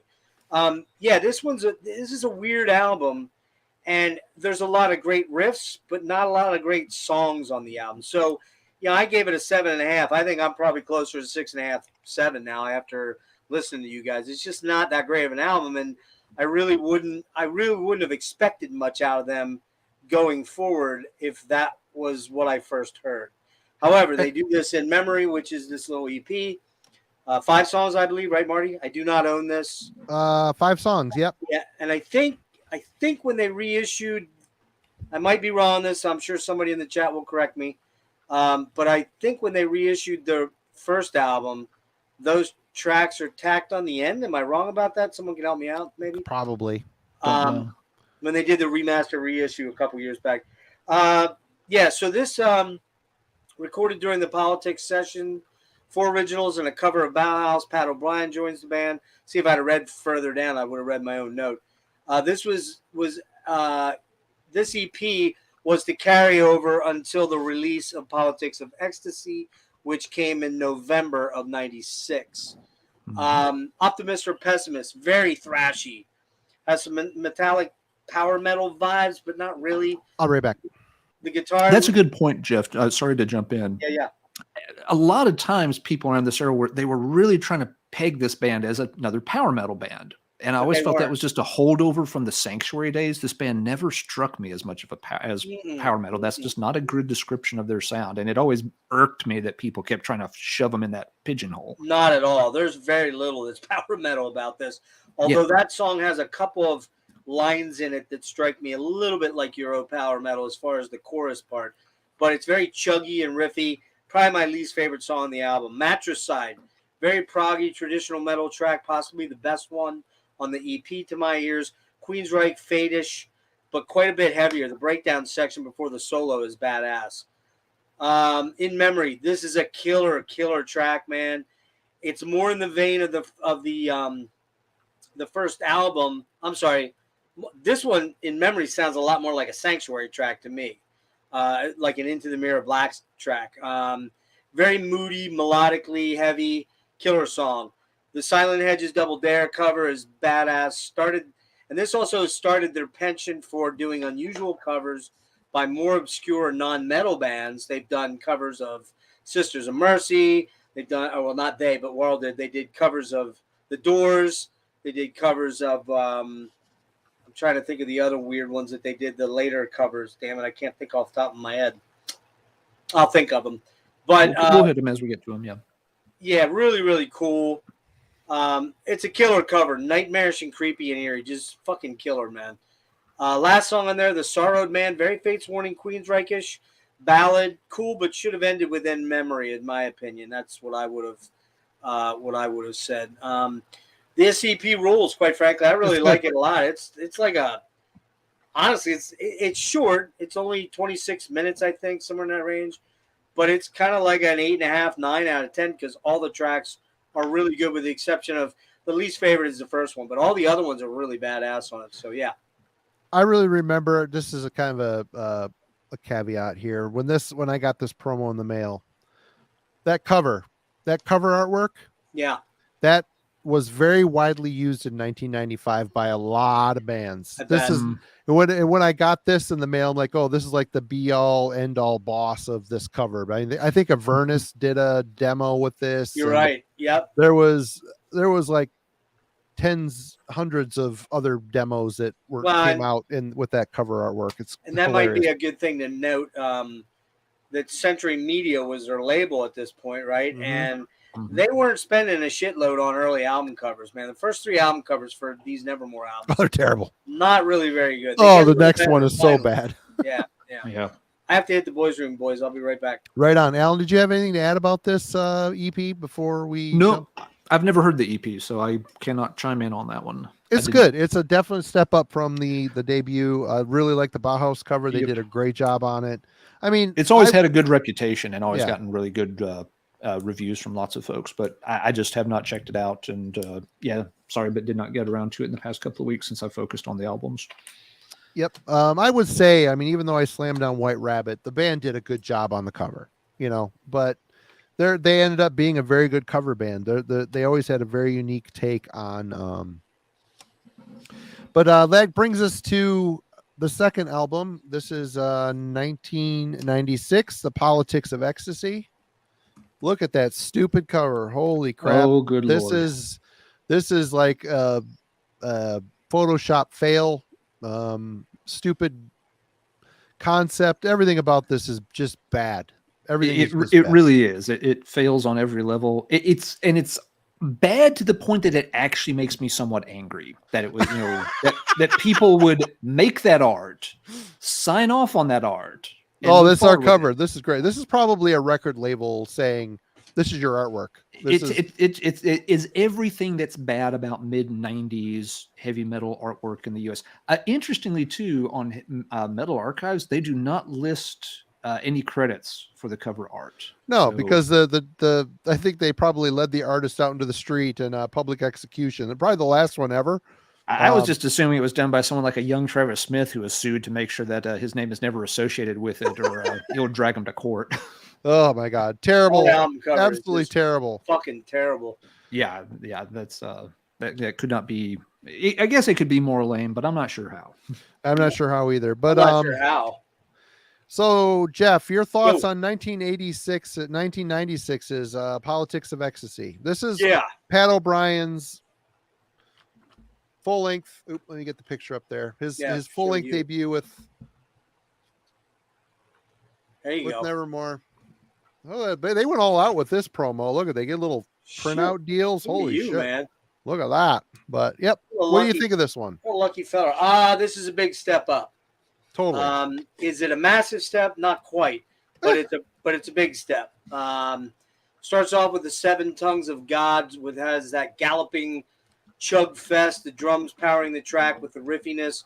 Worrell reigns in and screams a bit from the first album, quite a bit actually. Very melodic, Nevermore-like chorus. And we're going to talk about that in a bit as we get a little further in the Nevermore-like chorus, because I wouldn't say on this album or the next, but there starts to become, Marty and I discussed this a little bit, there does become a slight bit of a formula. Oh, yeah. And so we'll get into that a little bit in a bit, because it's not quite evident here. This Sacrament, that song reminds me of Narcosynthesis later a bit. That riff is pretty savage and killer. Vocals and chorus are great on this one. Next in line, haunting vocals, driving a riffy, dissonant guitar during the verse. Again, a restrained Dane is very effective at times, stunning vocally on this track. I really like this next in line. You guys are probably going to fucking be, you're going to be like, oh, you like that song? Passenger is my favorite song on this album. There's just something doomy and gloomy, and just, it's got this sort of slow roll. It's probably the lowest or the slowest tempo on the album, but it's got this doom vibe to it. And you guys know I like doom a lot. So very brooding, lower tempo compared to most of the other tracks. Not a ballad, but a mysterious, epic, slow burn track. Monsters. Dane's vocals really stand out on this one. The killer atmospherics on this track.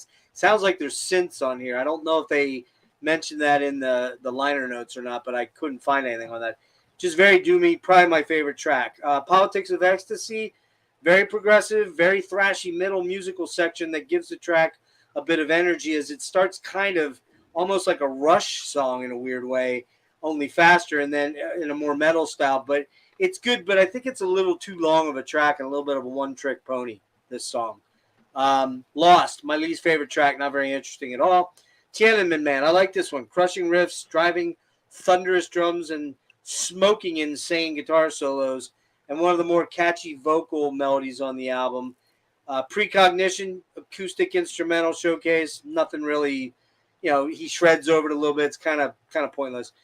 And then probably my second favorite song, if not my favorite song, 4217. Man, this song beats your fucking balls off.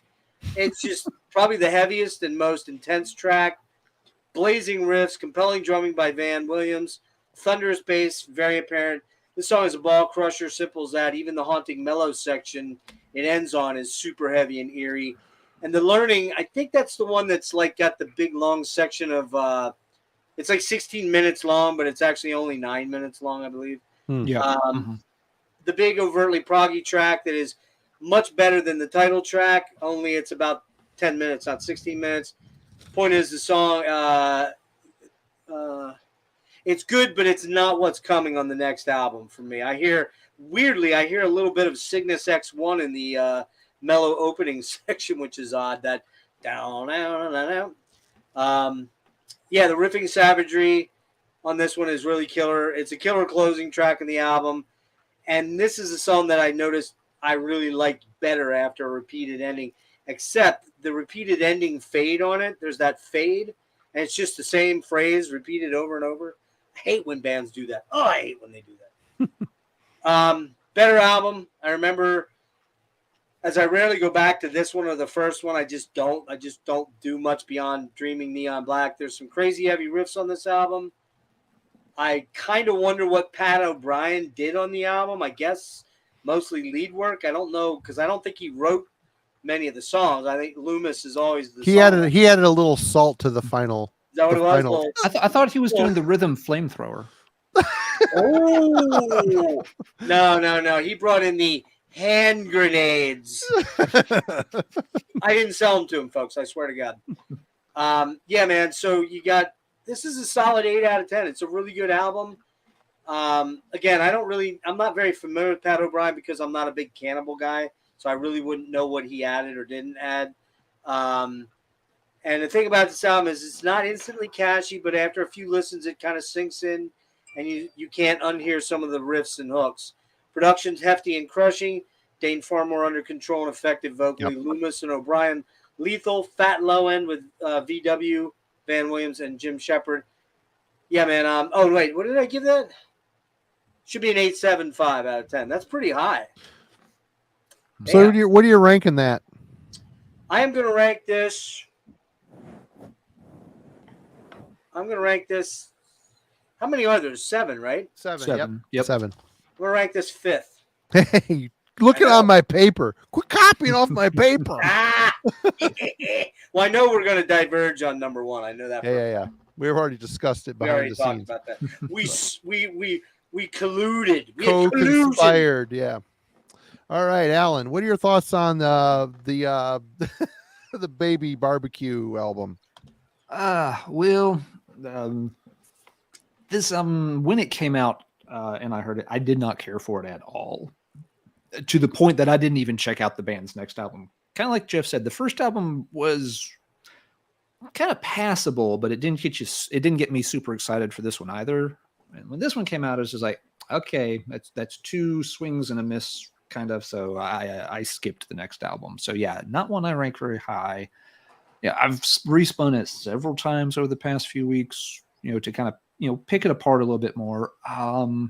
They do some good things on it. The sound is getting cleared up some.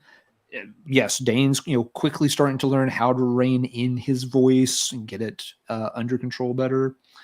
The production's better, but now you can really hear that, yes, they're really going for that kind of, very dry, stiff, staccato riffing that Pantera and so many bands, that's how you play it in the mid-90s with metal. It just is, and it just doesn't work for me.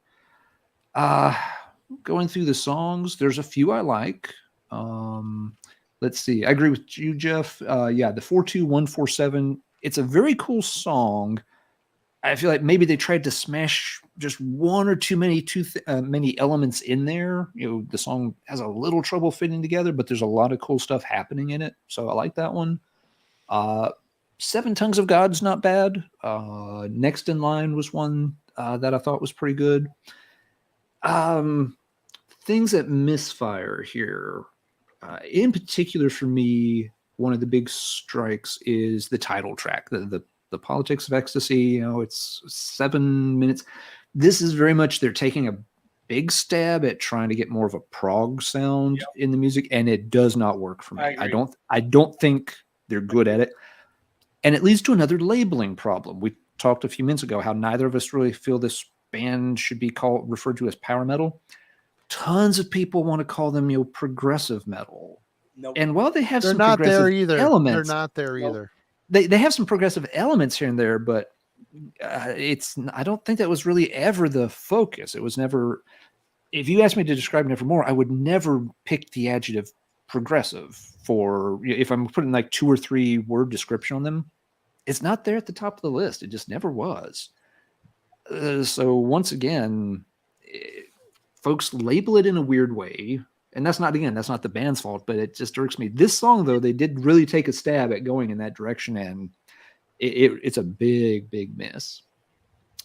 It's much better, Alan. Would you agree that the last track, the learning is closer to what they were trying to do there? The learning works better, yeah. Yeah. I'm still not nuts about the song, but Right. it's not a complete swing and a miss like the Politics of Ecstasy is. But yeah, so at the end of the day, a few songs that I think are decent, but not a whole lot that impresses me, and a couple of things that I really don't like about the album. So this one, how do we grade this? I'm probably giving this one something like 4.5 out of 5. It's going to be below the average. If 5 out of 10 is the average, then I'm going a little below that. I'm going about 4.5 for this one, and for me, I rank it 7th. And I know that's sacrilege to a lot of people because a lot of folks love this album. It's the album where they started to break bigger, at least here in the US.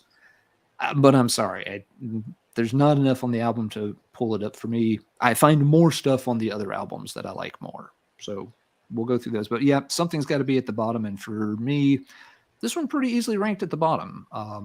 Number 6, you might could contend with it depending on the day of the week. But this one is 7. It's a fair assessment. Yeah. Marty, what do you think of this one? Well, I listened to all these albums in order a couple times this week, and after the uninspired din of the first album just did not click with me. This album was a step up, definitely, and it ranks for me as number 5. I know that's not 5 out of 7. That's not a humongously great ranking, but they, after this album, really start to pick up a little bit. But let's not take away from what the achievements are. I mean, Worrell sounds more settled on this album. He's very soulful and powerful. He's really resided himself in that mid range. He really does a good job there. Musically, the music is more intricate and interesting. I mean, Loomis is a shred monster, and you add Pat O'Brien, who is also a shred monster. They're a good complement to each other. I don't know how involved Pat was in the songwriting for this. I have no idea, but while one guy is taking a break scratching his rear end, the other guy's got things covered. I mean, it's a good choice. It's a good choice. Better production as well. It's a solid album for me, an obvious evolution musically as the members start to gel with each other. I think it's I say 5. There's got to be some albums that are better, some that are worse. It should get a -7 from this stupid ass cover, but what are you going to do? I mean, this is the 90s, and like Rick said in the chat, this like Photoshop 3.0. This might have been the template before they came up with Photoshop, but yeah, 5 for me, and that brings us to a Dreaming Neon Black.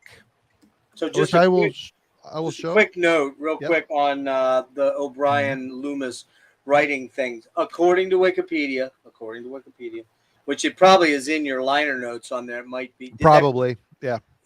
Allegedly, the 7 Tongues of God was a co-write between the two, and Dane, who does all the lyrics, and then the Learning was a co-write as well. Wow. So the two of the more bigger epic tracks, I guess. Yeah. But Alan, that's a great point. There's some chat in the chat. There's a lot of chatter about progressive, what that really means. And I think someone noted, I think it might have been Euboric or maybe it's Jack Half or whatever. I technical might be the better word. Yeah, that would be that I could get behind. Yeah, but I mean, there's often semantics behind technical and progressive. You know, it's a smidge this way and it's technical, a smidge that way and it's progressive. You know what I mean? Yeah. And it's I easy think to that's- want to name this band as progressive for some reason. I don't know why. Say but again. It's easy to want to put them into the progressive box. I don't know Right. what it is. Right. If it's the guitar playing, I don't know. I've always assumed it's kind of the combination that, you know, you do have, you know, a high register vocalist. That one's it. And you've got a hotshot guitarist. You've got that, and you've got longer songs that aren't just 3-4 minute blasts of, you know, like the Sanctuary songs. A lot of the Sanctuary songs were 3-4 minutes, right? Now you're into 5, 6, 7 minute, 8 minute songs. That's kind of a hallmark of a prog band. Oh no, it's over 6 minutes. I think another thing too is, Alan, I kind of wanted to address this just from my perspective about the 90s sound. You know, having been there and I got a couple years on you guys and being like kind of in that mode of listening to the metal during that era. I really do feel there's a pretty distinctive difference between Nevermore's type of groove and Pantera's type of groove. And that's not a shit on Pantera thing, because I happen to find Dimebag's playing pretty interesting because I'm a guitar player. He's a great player, but doesn't mean I like what he's doing. Yeah. I just didn't like a lot of their songs. I didn't like a lot of their fans was my big issue. The fans were a big detractor. Yeah, it really turned me off. But I think that so in other words, what you hear with this is going to sound really lame, but what you hear a lot with Nevermore is you hear that staccato type thing, whereas on Pantera you're hearing the down, you know, that riffy groove thing, whereas it's a little bit, I get where you're coming from, and I'm not arguing that you're not even right, but yeah, groove is derived from blues and southern rock. Jack's got it. Nevermore's groove was really none of that. It was more of a hard-hitting, it was more of a thrash kind of groove, if there is such a thing. So, and that's another thing with me, the Pantera, Jack nailed it. The Pantera, the southern rock vibe in metal, I don't like. Exhorter, Crowbar, what's another band? I Hate God. I Hate God, Acid Bath, Soylent Green, Acid Bath.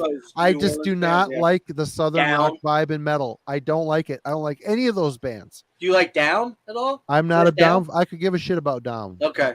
I just do not like the southern. I'm not down with Down. I'm not a southern rock inclusion in metal. It just is a weird vibe. I do like southern rock. I like the classic southern rock, the fucking Almonds and stuff like that. Oh yeah, that's a different thing. You mix totally it with metal, it's like it just breeds a level of knuckle drag to it that I just can't. And I don't mean to the people that like it, great. Do you? But I don't like it. Exhorter, I just all of it. I just never cared. I don't mind this. Just round it out. I don't mind a lot of the southern metal stuff. I have a lower tolerance for it than some folks, but I don't mind some of it to an extent. I don't mind that as much as you guys. See if you guys agree with me on this.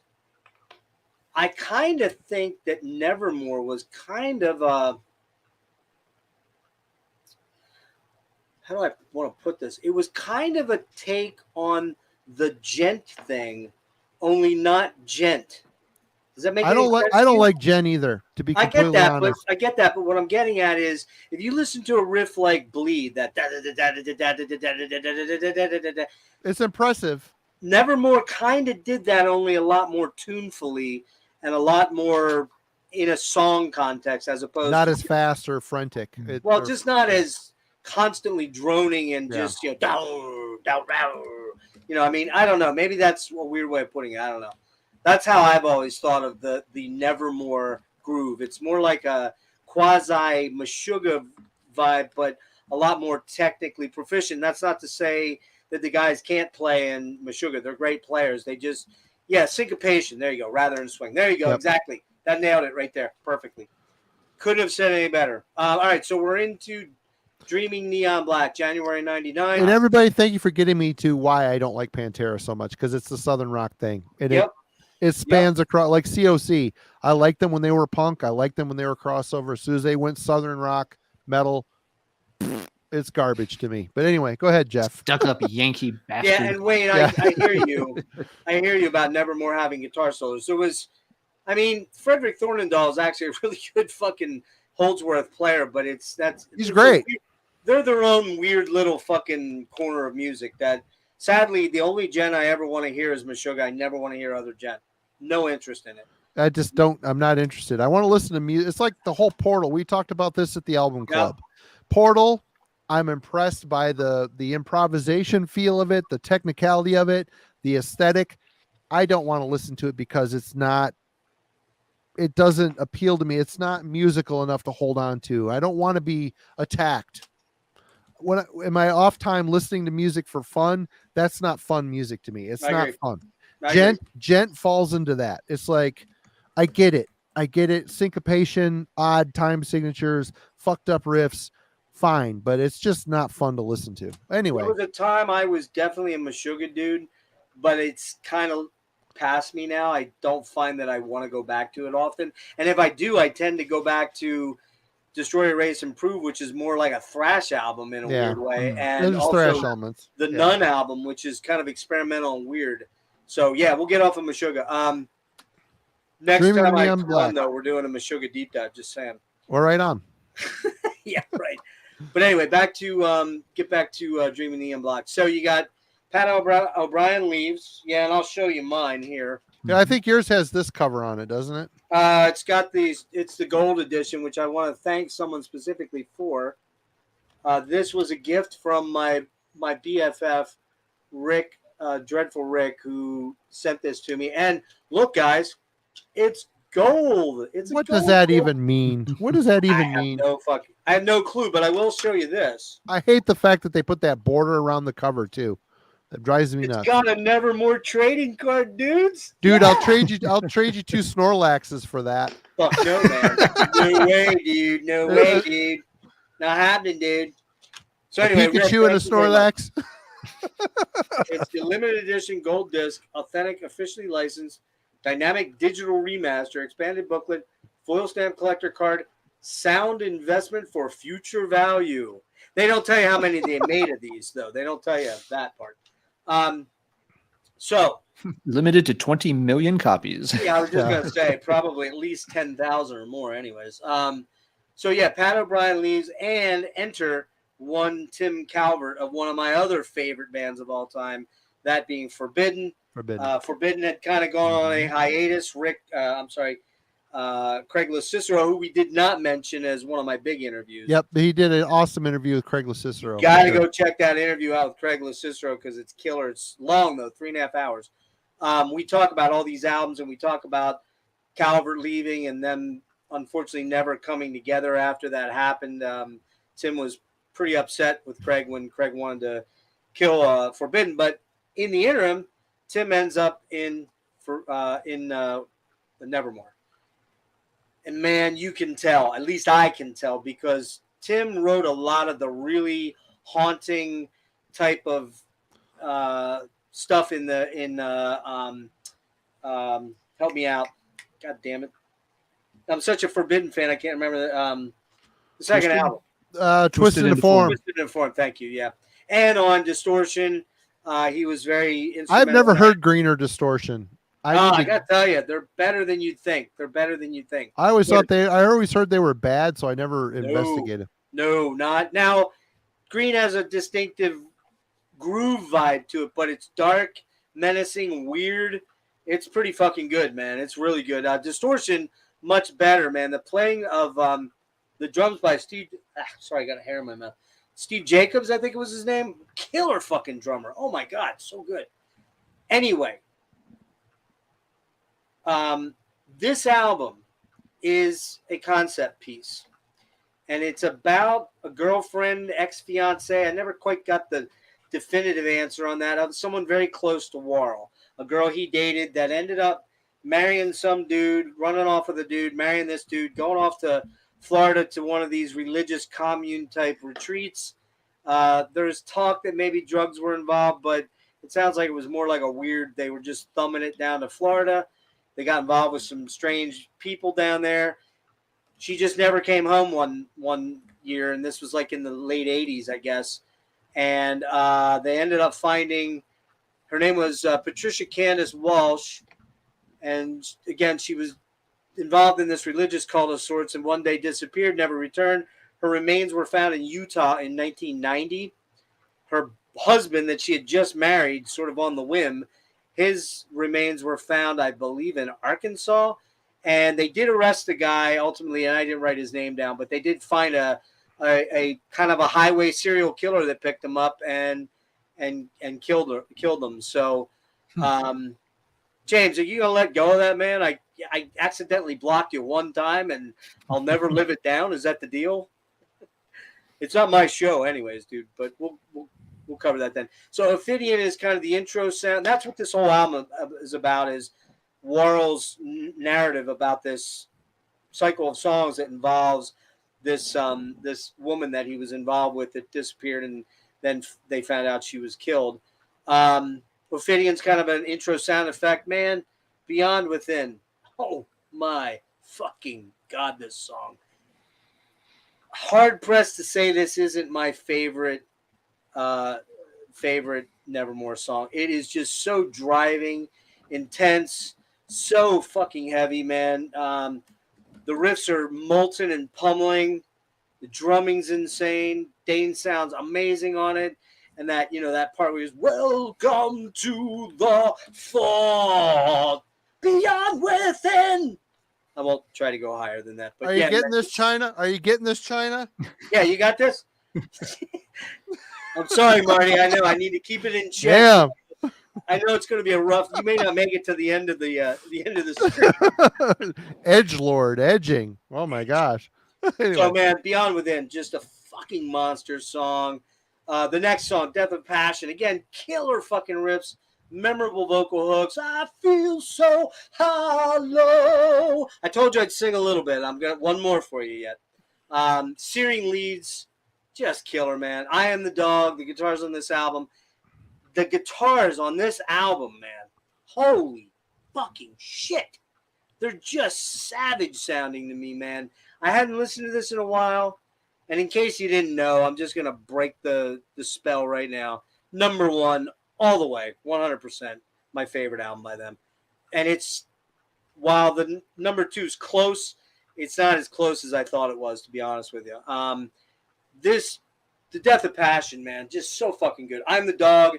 The guitar is stupid heavy, crushing tones. The lower end is just so fucking heavy. And doing a little bit of research on it, I came to find that he's playing in B flat. Apparently, he's not on a 7-string yet. That's coming up on the next album, but he's playing B flat. That is now. Marty, what are you playing? The Glorious Dead is in B standard. Okay, so that's another half tone or a half step down. Yeah. I could be wrong on this because I saw something about C sharp, but it sounds too low to be C sharp for me. I tried monkeying with it, and I don't think that's it. I'm pretty sure it's B flat. Just so goddamn fucking heavy. Yeah. Sanity slips away. Sanity slips away.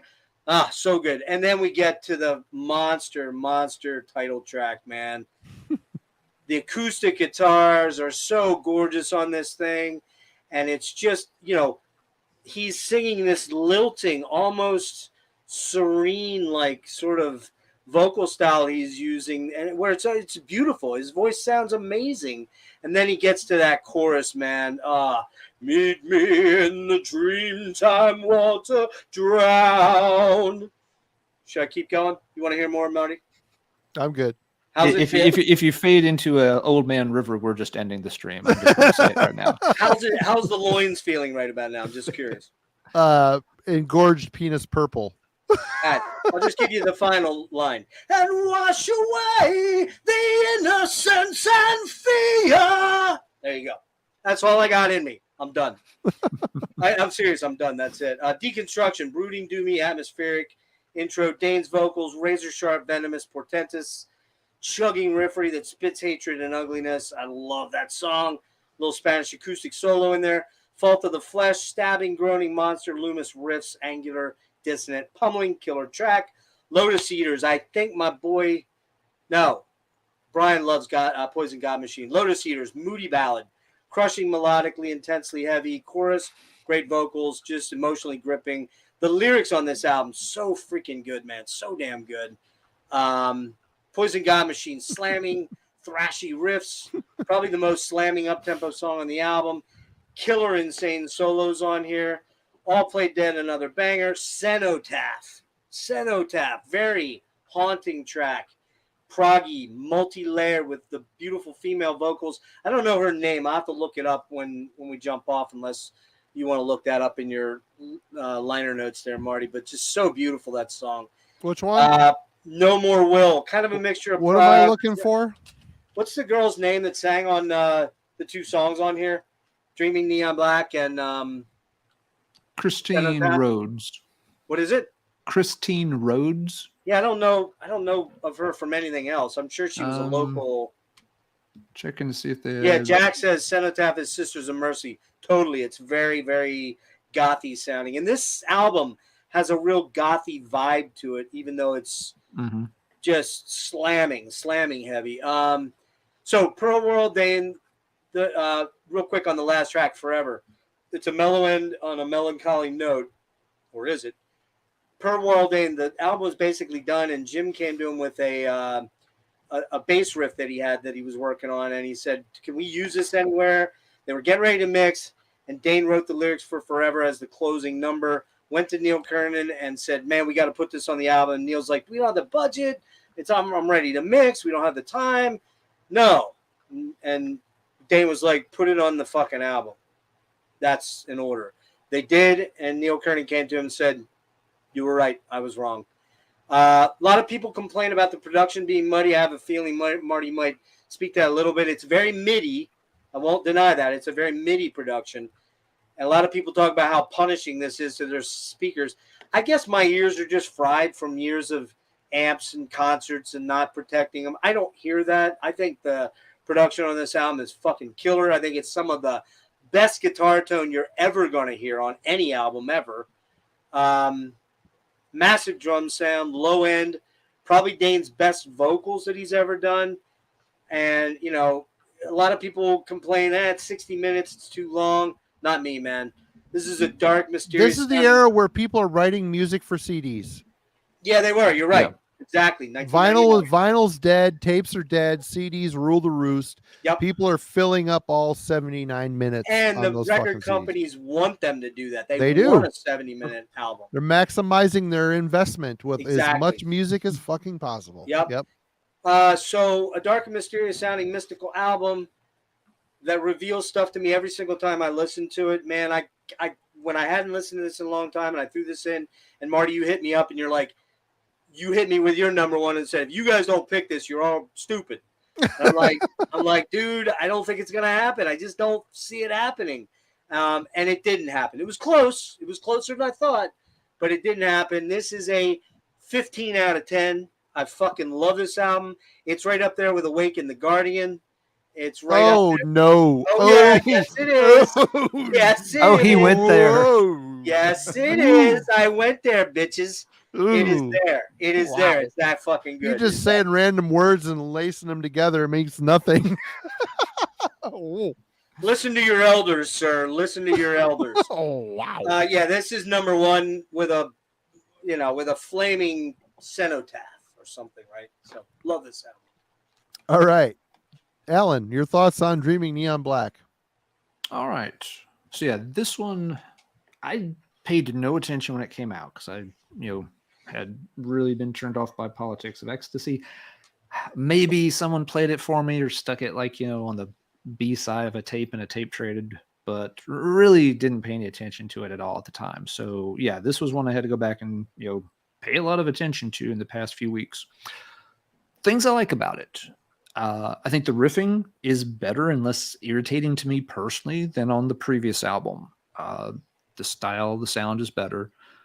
Again, Dane's getting better control of his voice. There's at least one other point I wanted to make here. Sorry, I've got notes all over the place with these since again, it's not a catalog. that I have a long, deep history with. Oh yeah, the songs are getting more varied. As Geoff went through the track list, something that was definitely worth noting. The songs are getting more individual personality each time. It's like, okay, each song's getting an identity, and I like that. It makes them more memorable. They stick better. So yeah, good points on all of that. There are two things that hold this album back a little bit for me personally. One is there's a lot of times they repeat a certain line or refrain too much.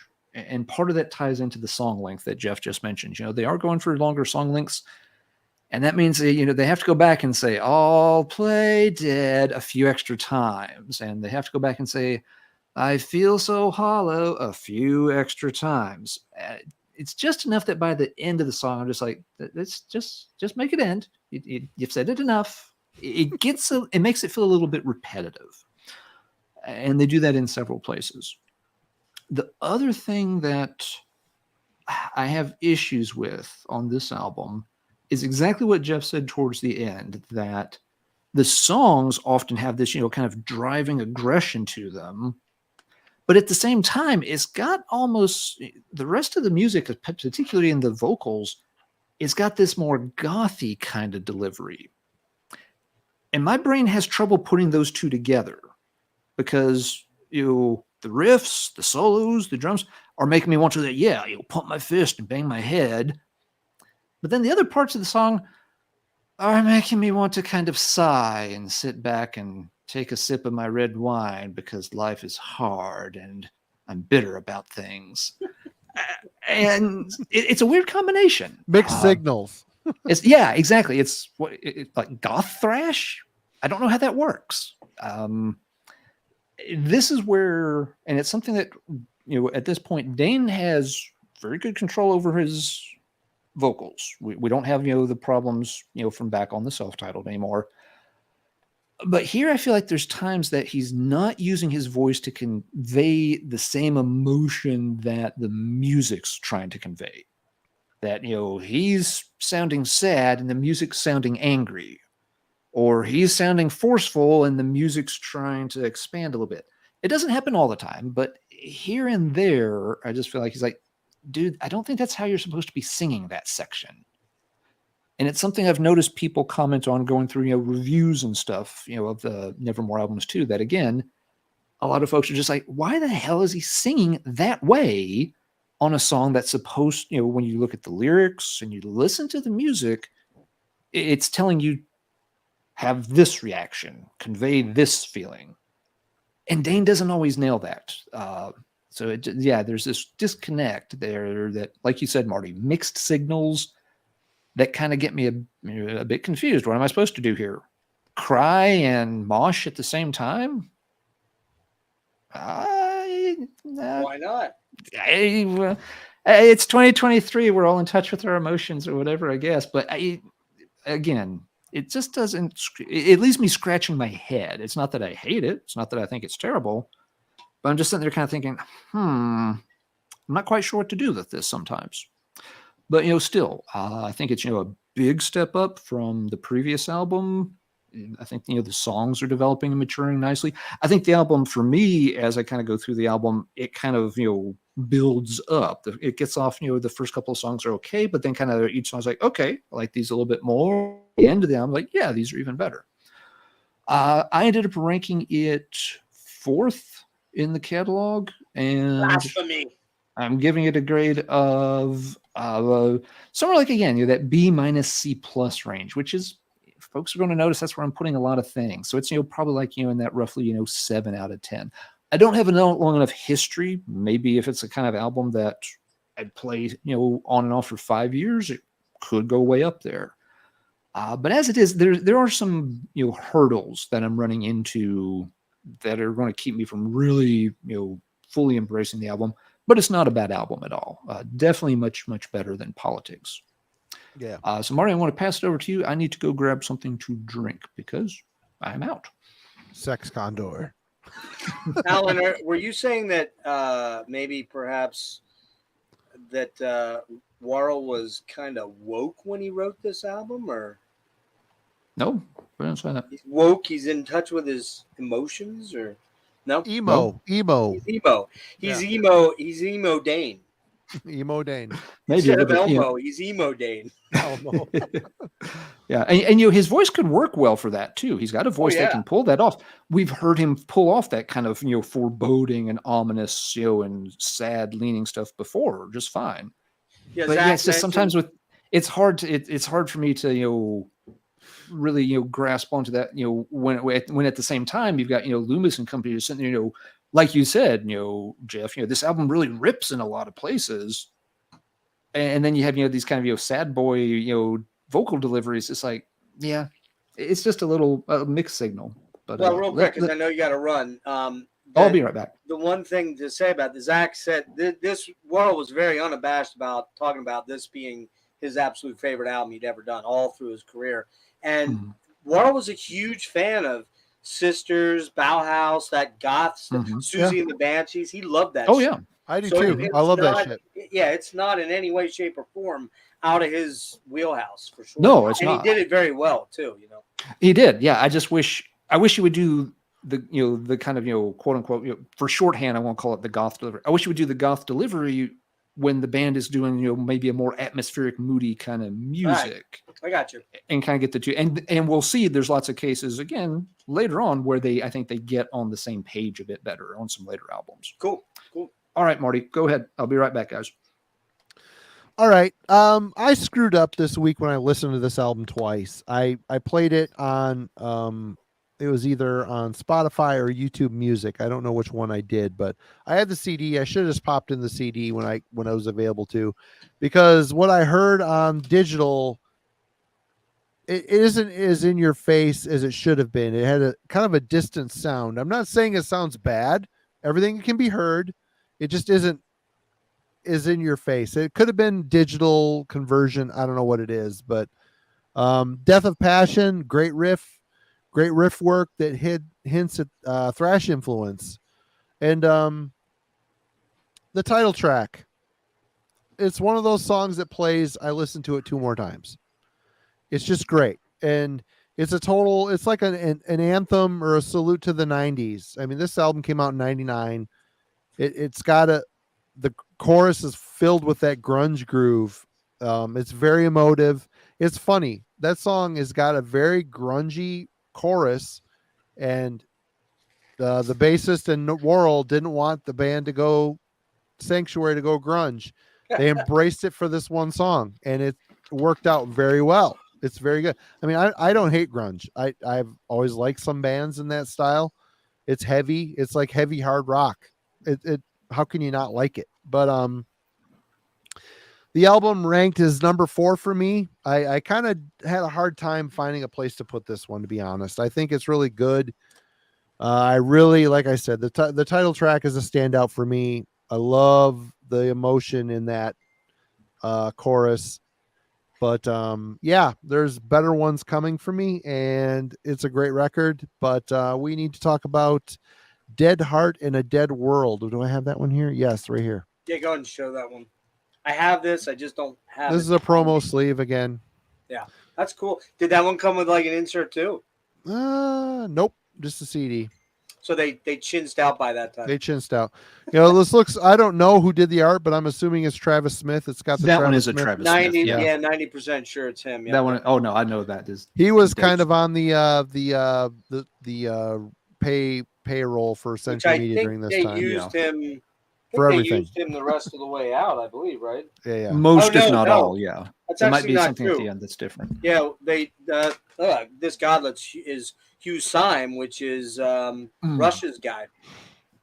Right. Right on. Yeah. Anyway, Dead Heart in a Dead World. I'm gonna go to the little boys' room while you talk about it. All right, Dead Heart. Okay, so Tim leaves the band. He got married right around now, I believe, and I'm not exactly sure why he left. I know there's some stuff out there on Wikipedia. I didn't dig too deep into that.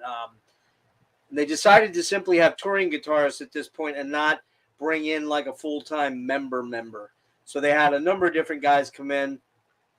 This is the album Geoff Loomis switches to the 7-string. So he's playing in a drop. He's playing in a B tuning on with that. but then he's probably dropping the other strings down a step too, I believe. And interesting to note on this, he played in a B tuning with the low E, or the low B, actually, in this case would be a low B. He's actually playing a 0.80 gauge string. That's literally like a bass string almost. That is, he had to have a special nut made for his guitars because the saddle was not wide enough to fit the 8 string. Now it's not quite as nutso as the boys in Meshuggah, the 8 string boys, you know, the guys in Animals as Leader and shit like that. But that an 8.0 is a fucking heavy duty string, man. So you got your low B. He was also running a 2-channel Mesa dual recto, which was right out of the box. I believe this was, oh man, Alan, can you look up the producer on this? Was this Neil Kernan's last one, or did they bring No, in this is Andy Sneap's first Sneap? one. It's Andy Sneap's first Yep. one. Okay, So so it's an early one for Sneap. Yeah. Yeah, so Sneap, they pull a dual recto, Mesa Boogie dual recto out with a tube screamer in front of a 2-channel amp where he's running through a 4x12 Marshall cab with stock Celestion G1275S's, man. The tone on this album is just, oh man, it's so crushing. Again, it just ramps up, and it starts off with the Narco Synthesis, which is one of their heaviest songs, man. Really catchy chorus on this one. We Disintegrate, weird, has an almost pop vibe to it. And I will say this album has some of their heaviest tracks, but it also has some of their more ballady, like lighter tracks, actually, which is odd. It's a weird, it's kind of a, you could tell that Century Media was going, hey man, we could really use a hit. We could definitely use some sort of a heavy metal hit for radio. And We Disintegrate's kind of that one thing. You have those slippery chords that Geoff becomes famous for that Alan will probably talk about, that wow, where he kind of just slides the notes. That starts to really become prominent on this album. Inside Four Walls, blistering. Love this song. Really catchy chorus, standout track on the album. For me too. What's that? For me too. Yeah. And Evolution 169, another really killer one. That's a monster riff, mid-tempo, very memorable chorus. Some savage soloing on this one. The end of the song is absolutely wicked. Those 2 songs are probably my, and then the River Dragon, which was kind of the big, I guess you'd almost call it the hit. I believe they had a video for this, I think. This one kind of lulls you into thinking it's going to be a ballad, but nope, crushing, killer riffage, staccato riffing that starts to kick your head in. The chorus is interesting for Nevermore because it's very poppy sounding, which is really unusual. The Heart Collector, Get Your Lighters Out. This is a return to serenity type ballad. I like it. It has balls, has an insane solo in it, and a dark edge to it, but it's very much, you can tell it's kind of geared towards maybe getting an MTV video made. I honestly don't remember if there was one for this. I think there was. Great songs. Engine of Hate, slamming relentlessly, coming at you. Just one blast into your ear holes with a savage set of riffs and Dane's most vitriolic delivery on the album until it gets to this dreamy section after the solo, which is kind of cool. Then they do The Sound of Silence, which I'll be curious to hear what Marty has to say about that. It doesn't sound anything like The Sound of Silence. No. So you know. It doesn't. In fact, when I heard it, I'm like, wait, that is that? And then I had to go back to it and look at it. I'm like, this doesn't even sound like that song. It's quite, so it's a take on Simon and Garfunkel. It's a loose translation. It's a cool, heavy interpretation. It's very totally cool. Disturbs version. It's like sets fire to his carcass and spits the ashes out with disdain. In fact, you hardly even know that song is. I didn't for a while until it kind of. I was like, oh wait, that's got to be it. But it's totally different. Super killer. Great drumming, and there's blast beats on this too, which is pretty wild. Insignificant, another okay ballad. Kind of feels like it was also trying to get radio play. Great solo on it though. Believe in Nothing, best title on the album, but another ballad type track that's kind of radio friendly despite its heavy menacing guitar tone. I like it, but it pales in comparisons to the ballads on Dreaming Neon Black or Politics for that matter. Dead Heart in a Dead World is a crushing ender track, slamming riffs, relentless, except the verse. I love the verses, but the chorus is kind of weak for such a slamming track. This was actually my first actual Nevermore CD that I bought in the store. And to be honest with you, do you guys remember Circuit City? Oh yeah. Okay, that was like my jam, and they always had a lot of metal shit back in the early 2000s. A lot. Now you can't find any department store anywhere that has any CDs anywhere, I don't think. But so I would go in there and just dig around, and I saw the name, and I already had the Sanctuary album. I'm like, I should check these guys out. So this was the first Nevermore I actually heard. I didn't hear the earlier stuff until afterwards. It's not as good as, for me, Dreaming Neon Black, or as immediate as Enemies, or Proggy as Godless, but it's killer. There seems to be an aim to get something on the radio with some of these tracks. The Heart Collector is a ballad that has MTV written all over it, and I swear they had a video for this. Not sure, but I think they did. And let's see. I've heard people level the groove nu metal tag. We kind of talked about this a little bit earlier. Yeah. But I don't know, man. I don't know. Maybe I don't have a lot of nu metal in my collection. I may have 2 CDs plus the Deftones stuff, because I don't really connect the Deftones as being nu metal, even though they kind of are. But from White Pony on, they're kind of an arty, weird, bizarre band. But I have a Mudvayne album because of that song "I'm Falling," and I've never listened to the rest of the album, I swear. And the only other one I have is a Korn Greatest Hits. I know, okay, shoot me, man. But I was never a nu metal guy, and I just don't hear it in Nevermore's sound. I don't mind Sneap's production like some do, having not listened to this one in years. You can make the argument that it must not have been all that good, but it's overshadowed by a couple of better albums for me. That said, I still am going to give this a 9 out of 10. The 2 ballads at the end kind of drag it down for me. That's it. So for me, this is going to come in at 4. No. I'm sorry. This is going to come in at 4. Sorry. Okay, Alan. All right. This was the album that redeemed Nevermore for me quite a bit. Had no interest in it when it came out. I was still avoiding the band, but a couple of folks back on, let's see, this one came out in 2000, so it was probably on the Metal Maniacs. No, it's probably Lapland, because Metal Maniacs crashed during Y2K, so it had already been on. Everybody had already migrated to Lapland. Yep. And some folks recommended it, and it's just like, dude, I'm not interested in this band. They're like, you should really check this one out. And so somebody just sent me a CDR, burn of it. And I had to admit, it actually was pretty good. And surprisingly, it didn't take me long to get into it either. It wasn't one of these things where I had to, let it grow on me or anything. The big reason that this album resonated, and still does, is that every song has something very memorable about it. There are some very easy, catchy hooks that you can latch onto, and every song is kind of distinct. Which, Geoff, you made the point. There's songs in lots of different directions on here. And I feel like they were trending towards that a little bit on Dreaming Neon Black.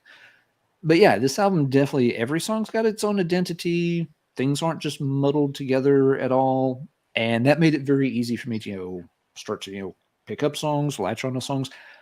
I like that. Sometimes I just want choruses with a couple of hooks that I can remember easy.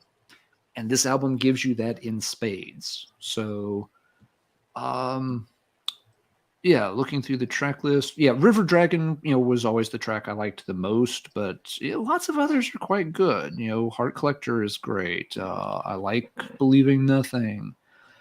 Narcosynthesis, We Disintegrate, sure. Even some I'm not as, Evolution 169 was never a personal favorite, but it still has a really nice chorus hook that you can instantly identify and still go away from the song with, there's still something, cool there. It's pretty digestible. Really, for me, the only down moment on the album is the Simon and Garfunkel cover. I have no problem with bands trying to put their own spin on a cover song, do their own rendition of it. I just think this one sucks. I just don't like anything about the way they tried to play the song. It's too intense. I think someone in the chat mentioned that, yeah, they're practically doing blast beats, or maybe Geoff, you said it. Yeah. This is not you can do your own take on the song, but they're not only completely rewriting the song almost here, they're also completely changing the mood of the song. This is a song that is supposed to have like a slow build and a lot of, quiet, foreboding anger to it. And here they're just almost turning it into a blast fest. So no, doesn't work for me at all. But other than that, I like the album. I've always liked the album. It's not something I go back to and play a lot, but having revisited it again over the past few weeks while we've been getting ready for this episode, it's been like, yeah, this has aged okay. I noticed someone in the chat said it didn't age that well for them, and that's fair, but it's held up all right. Sorry, I've got this one ranked first. It's always been the Nevermore album that I liked. And even, again, in the past few weeks, I've had to check out some others. So part of it is this is just the one I've liked the longest. So others would catch up, actually. But yeah, every song on here's got its own personality. There's nothing I dislike except for the cover song. So Dead Heart in a Dead World, yes. Nevermore got back on my radar a bit with this album. All right, Marty. Nice. What do you think with this one? Well, I just want to say that so far both dudes that picked their number ones already are wrong, but that's fine. That's fine. I can deal with it. Says the guy with a massive boner because I'm singing. Okay. I just want to start off by saying, if this is Travis Smith artwork, It's cool. this artwork sucks, man. I hate it. I hate it. Everything's clumped in the center. You've got all this room on your cover to do something. You pick a texture, you lump all your elements right in the center, and then you scatter the words around to fill in. It's just a mess. It's a Travis Smith cover, you're saying? It's crap. It looks like a lesser Travis Smith leftover sketch or whatever. It just, there's nothing here that if you're not into Nevermore, I mean, I wouldn't look at this like, dude, that cover's sick. I'm buying it. I'm getting the t-shirt. I'm getting the thong. I'm getting the baseball bat with the Nevermore logo on it. All that. I'm not doing any of that. And sorry to jump in, Mark, but that was an issue I had with metal covers around this era. And not to pick on Travis particularly. He was on a lot of the chat boards that I frequented back then. I've chatted with the guy. He was nice. He had a good sense of humor most of the time. He did some great cover art. He did. Man, he did some. He did some this that I looks think like are really him rushing or lesser, or is this something he had laying around in the band? There's no accounting for taste in art. Sure, some folks will do it, some people just don't like. Some people don't like good art. It just, the composition of this is just all clumped in the center. It's crap. But anyway, if you want to see one that's even worse, check out the art he turned in for the 4th Labyrinth album, Italian power metal band. It literally looks like a giant screaming sunflower. I am not kidding. It is wretched. But is it a burning, screaming baby? Let me ask you that question. Let's break it up. Put some petals around that baby's face, and you're getting there. Right. I am not kidding. But at the same time, to be fair, Smith also did things like Opeth's Still Life cover. He did some great compositions. He did some amazing. I'm not dogging on the guy's all of his work. I'm just saying this one here seems really kind of lazy and yuck. Anyway. Yep. So what do you think of it? For their cover? Y2K record, this is my number 3. I picked this number 3. Okay. Inside Four Walls is a standout track for me with its punch and overall warm flow. Worrell really sits comfortably within that heavy groove. He just nails it. It's a great full production. Overall feel of this strikes me as a byproduct of the 90s with modern tight crunch and processed guitars. It works well. It's Nevermore doing what they do. It's well written and memorable. It's a great record. And if you didn't know that the Simon and Garfunkel cover was a cover, you wouldn't even. It doesn't sound anything like Simon and Garfunkel. Yeah, you'd have no idea. It's a Nevermore original, essentially, with a Simon and Garfunkel. I don't even know if they had to pay them. They've changed the song enough. They probably did. They probably didn't even have to pay Simon. It has the same title. Yeah, the end. That's it. That's actually a good question. If I ever get Loomis on the show, man, that's one of the questions I'll ask him. Did you have But- to pay for the sign? Because Yeah. you change it, like it has to be a certain percentage before it's not even the artist's. Anyway, whatever. But see, now, just for those that don't know the song, I mean, I talked about blast beats. It's not a blast beat fest, okay? That's not. No, It's not no, like a to be black fair, it's metal not. track. It just has some blasts on it. But you wouldn't like. I swear, I listened to that song a dozen times before I was like, well, that's. Oh wait, the connection was like, oh, that's the title. Wait, and then I looked at the credits and was like, oh, it's actually that song. How's that possible? Go ahead. Marty, before you proceed, I wasn't kidding. Oh wow! Well, at least he fills up the screen with a even though it's stupid, the color scheme and it's like it fills up the Is that cover. a reimagining of Politics of Ecstasy cover? Well, that's what I'm getting. You've got Yeah. I mean, Could almost be. there's a thing there, and it's a giant angsty flower. I'm reminded of Genesis. This is not a good album. The music is almost as bad as the art. Is it really? There's no It's accounting. Labyrinth did some good albums, but by this point they had lost the plot. Yeah. It's like it's a really angsty Peter Gabriel or something. And I'll be honest. I mean, Travis Smith, he did some great covers over the years, but I'm just not a fan of the medium he uses. I'm just not. There's that too. If a lot of bands use them, it it blurs all the line. It makes it all mush together. I don't like it. But anyway, we're on to 2003's Enemies of Reality, which I do not have a copy of that to show. I got it. Jeff's got that. Right on. Jeff is up anyway. I have this is the original Kelly Gray mix, and then I have the remix that came out in 05. I believe it was 05, but I can't find it. If anyone doesn't know that follows Marty and Alan specifically and doesn't tune in to me, I'm sure we have some cross-pollination. I have, I don't know, somewhere 38 to 4,000 CDs, but they are in about 4 different closets in a new apartment we had to move into after COVID. I take care of my 82-year-old dad, and I don't have any place to put these. I just can't dig them out. I mean, you can see behind me right there. Do you see over my shoulder? Mm-hmm. Right there. Whatever. Next to the guitar.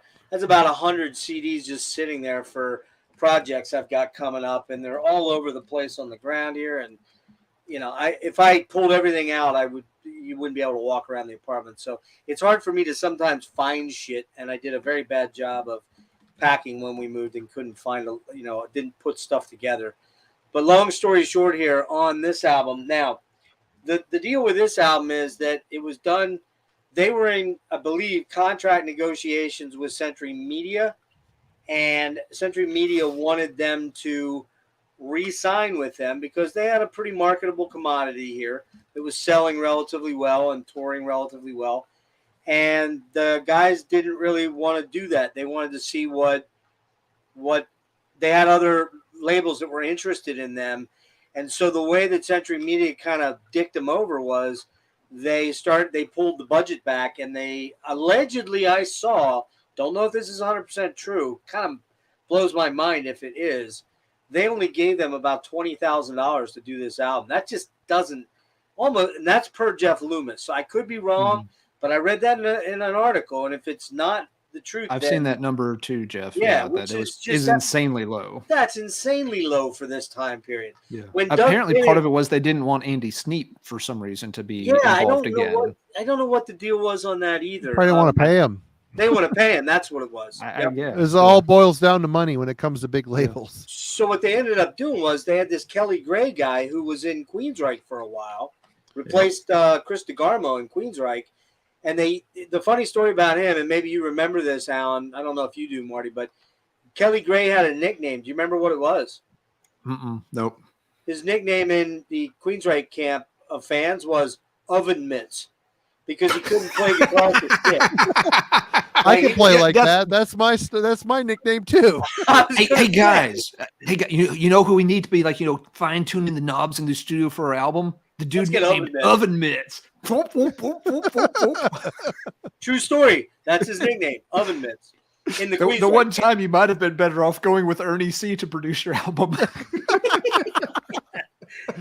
But just to be fair, Kelly Gray has mixed and produced some decent albums. He did bands like Brother Kane. I don't know if you're familiar with them. They were a band in the early 90s.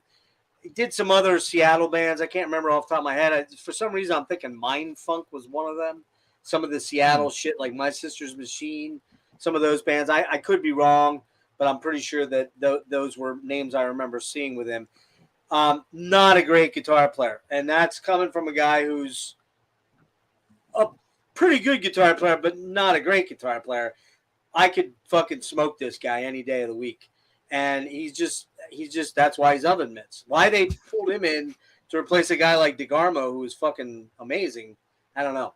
Maybe Budget was having some issues at that point. Let's face it, they were not making the best decisions. Queensryche was under the tutelage of one Geoff Tate, who didn't allow anybody to do anything he didn't want to do. So, and that we know how that ended up. But so this album, knife fight in Buenos Aires, the spitting incident, yes, sir. I got to see them actually on the Progressive Nation tour that Mike Portnoy did. I don't know if you remember that back in the day there, Al. Yeah, I want to say it was 2009, I think. 9-ish, 10-ish. I would guess around there, but I don't know for sure. Yeah, and it was right before shit kind of hit epic stage. And it was one of the last shows that I know that the band was most of the original guys. Scott Rockenfeld was still there. The four of the guys were still there. And they were great live, man. I mean, Tate could sing back then. Anyway, back to Nevermore. So this album comes out, and I personally don't remember the mix being terrible, but I did re-listen to it again, and it's pretty terrible. It sounds very muffled, very like it's covered in a blanket. And you can't do that with Nevermore sound. You just can't have that sound. So it was remixed by Andy Sneap eventually and came out, I think, in 2005. This is my third favorite album, the remix version. There are some killer songs on this album, man. Like the opening track, man. Come on, that fucking chorus is just so killer, man. It's just so badass. And maybe I'll make Marty's dick hard in a minute here by singing it. I got to get my spit back here. Let me get my Blue Chew in. Hold on. Ambivalent. That's a smoking track right there, man. Unrelentingly heavy singable chorus. Never Purified. Man, I love that one. Great memorable chorus. Heavy as balls. Tomorrow Turned into Yesterday. That's kind of the first. They started it on on Dreaming Neon Black with the ballads that are. But I forgot to mention on the last album. We're going to talk about. Let's talk. Do it right now. You're up. Okay. Let's talk about how Nevermore is listening to all these albums in a row this week. There is a formula. Yep. And every album almost adheres to said formula. Starts off with bangers, cascades into one, sometimes two, maybe even sometimes three Big ballad-esque type tracks, and then ending on a banger. But anyway, go ahead. We'll throw that out there because it's prevalent on all these records. They definitely sequencing. They definitely had that in mind. There's no. It gets a little old when you're listening to them back to back to back to back. It does. Anyway, if you come at it irregularly, it's a different thing. But you're exactly right. And the one thing to mention on the ballads thing is that generally speaking, the ballads were fairly formulaic in that they started with acoustic. They built, they were atmospheric, and then they came in with these crushing heavy chords and these big epic choruses, and then they faded out, and they were all kind of uniform, but the weird thing is they were all pretty good. Yeah. To me, they are. Yeah, they're not bad. I mean, they're not gross ballads or anything like that. But you got like, Tomorrow Turned into Yesterday. Tomorrow turned into yesterday. That's a great line, man. It's catchy. It's there. It's really, really good. Then I Voyager, man. That's another really killer song. Kind of steals a little bit of all the ideas from Nevermore to create this song. So there's a little bit of sameness, but there's also a little bit of dangerously approaching gent in that song, I did notice. Create the Infinite. Very catchy riffy, but sort of by the numbers Nevermore. Good but not exceptional. Some cool fusion-y guitar in the atmospheric breakdown section. Who Decides? Nevermore ballad that's got great melodies, memorable chorus. Probably hoping to get some airplay on that one. Crazy heavy chromatic section. that doesn't kind of make sense though. That song has that weird chromatic breakdown that you're like, why did they just do that? The rest of the song was really good. Why did they have to show off that they were technically heavy in that one section? That one bothers me. Really like Numenon? Atmospheric, creepy, weird, proggy, droning track. I could see a lot of other people not digging it. It's kind of the oddball track on here, but I like it because it's weird. Seed Awakening is a cool track. While very Nevermore, it's kind of odd in its construction. Heavy, but yet odd and cold and very melodic. Also very up-tempo. Yeah, man. So, again, to me, the first 4 tracks are kind of, and I think you said this, Alan, that, that they lead off with a bunch of really killer tracks, and then they start to kind of get into maybe the ballad section or the more middle section of the album, and then it kind of starts to tail off a little bit towards the end. This one definitely has that, but I think some of the first 4 or 5 songs are so heavy and strong that they're just really killer. And again, I would suggest you get the remaster Andy C version over the Oven Mitts version. And, that lead off track, man, come on. Just, did anybody see my short that I did for tonight's episode? Did you guys catch that? I did not. I saw that you posted it, but I didn't get to watch it. You gotta watch it. It's fucking hilarious. It's yeah, I'm not gonna do that song yet. I may do it at the very end. It may be my pièce de résistance when I leave, but I'm working up to it, guys. So yeah, this one is 3 for me, and overall I give it I give this 8.5. Yep. All right, Alan. Enemy of Reality. Another pretty stupid cover. But anyway, go ahead. Another very stupid cover. Yes.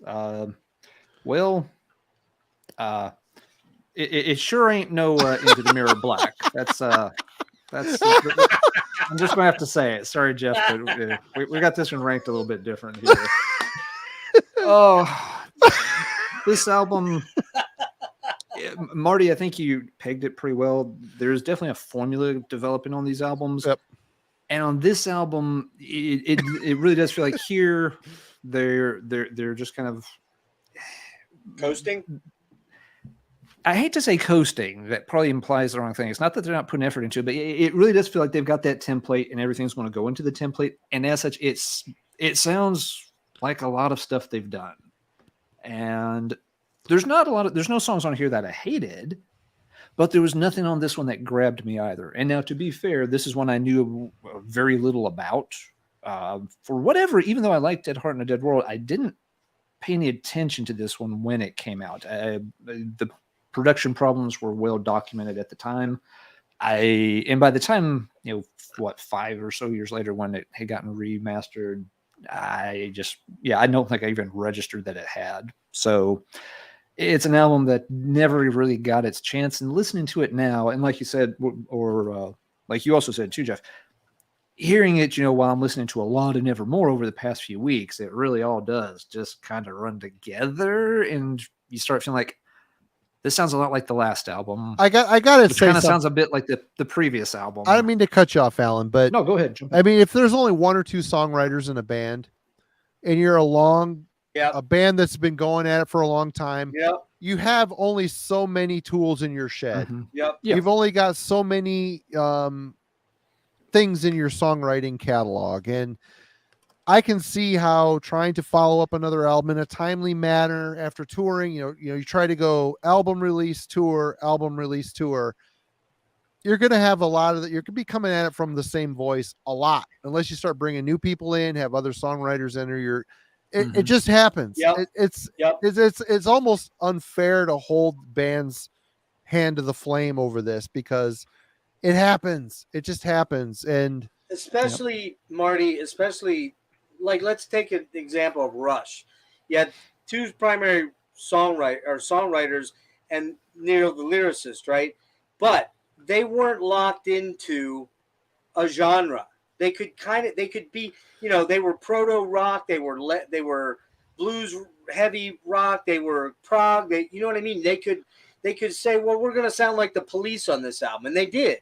They They did, were- but let's be honest. Rush material as they progressed declined in quality. It did. It did. It just did. Towards the end. I mean, there's better albums in there than if you get into them and give us some time. But you're right. But keep in mind, from Fly By Night through pretty much Grace Under Pressure, they really didn't make a misstep. That's hard to do. Yeah, but once Geddy got his hooks in on the keyboards, I mean, Alex even said that I didn't know what to do with this era. I couldn't put my shit I couldn't contribute to the songwriting because it was so keyboard dom. Anyway, yeah. But you're right, though, that when you have two guys who primarily it's Dane and Loomis. He's doing all the vocal melodies, and you've got Geoff. And Marty, as a guitar player, man, we always fall back into the same bad habits. I've got my bad habits, man, and all the songs that I've contributed to are a repetition and rearranging of my bad habits. Exactly. And maybe a little bit of my influences sneaking in subconsciously until afterwards. But anyway, but you nailed that perfectly. That's right. Yep. I did not mean to interrupt you, Alan. I just wanted to put that in there. We can all sit here and poo-poo the formula, but I get it. As a musician, I understand the process. I understand the problem. They probably don't even realize it.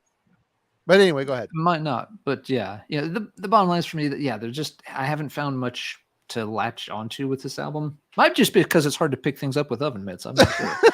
But I do want to say to their credit, and I forgot to make this point earlier. Even though I'm obviously not nearly as high on the band as like Geoff is, they did something that was impressive and should be commended. They were an American metal band, who came together in the mid '90s and did find success without going into an extreme metal genre. Yep. And you made this point earlier, Marty, that them and Iced Earth fit together. Yep. Because they always get paired because of that. They were two of the only U.S. bands and their label mates. Century Media did give them both a chance. To Century Media's credit, Century Media has their issues. Mail order, $40 vinyl, but fuck off, yeah. But they did give those bands enough of a push that they did get over at a time where that style of metal was extremely unpopular in this country. So kudos to Nevermore for finding a way to achieve success without having to become flat out death or flat out black or whatever other extreme style was going to be popular at the time.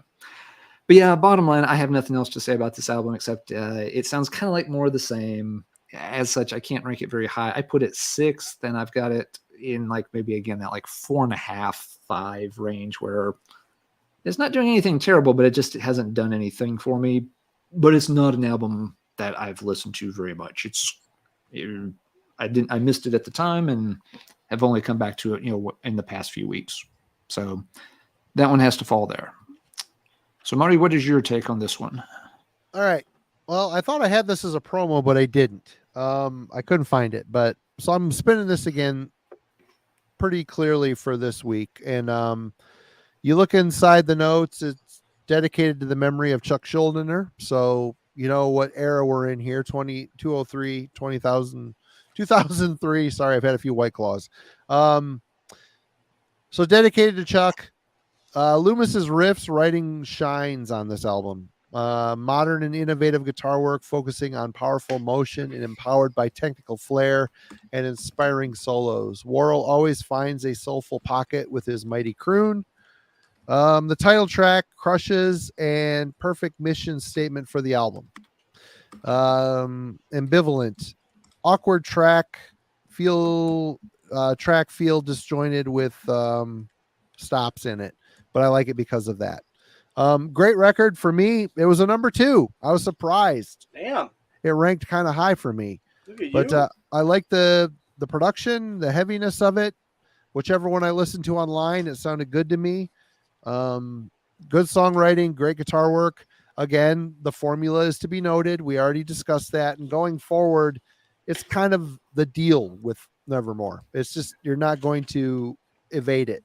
It's their style. It's their songwriting style. It's their formula. But man, we're getting into some good gravy here. Hey, I'd like to make 2 requests. There you go. Mine's ever so slightly cooler than yours, if I could show mine, sir. Yep. But before I do that, suspense. I'd like to make 2 requests. Number 1, or 2 statements. Number 1 is, can you remove that Brian Arkham guy? Here we go with the Rush bullshit. Come on, man. What the fuck? Okay. Swear jar. He's swear already jar. been told to leave the hall at least once tonight. Second thing, and I don't know if anyone mentioned it earlier, and I wanted to say it at the outset. Very fucking creepy, but Warrell and Chuck died on the exact same day, 17 years apart. Someone else did too. Yeah. I don't know. You mean December 13th? Yeah, there was another. Was it Lane? I don't know. No, Lane was Lane and Kurt Cobain died the same day. Lane was in April of 02. So mine.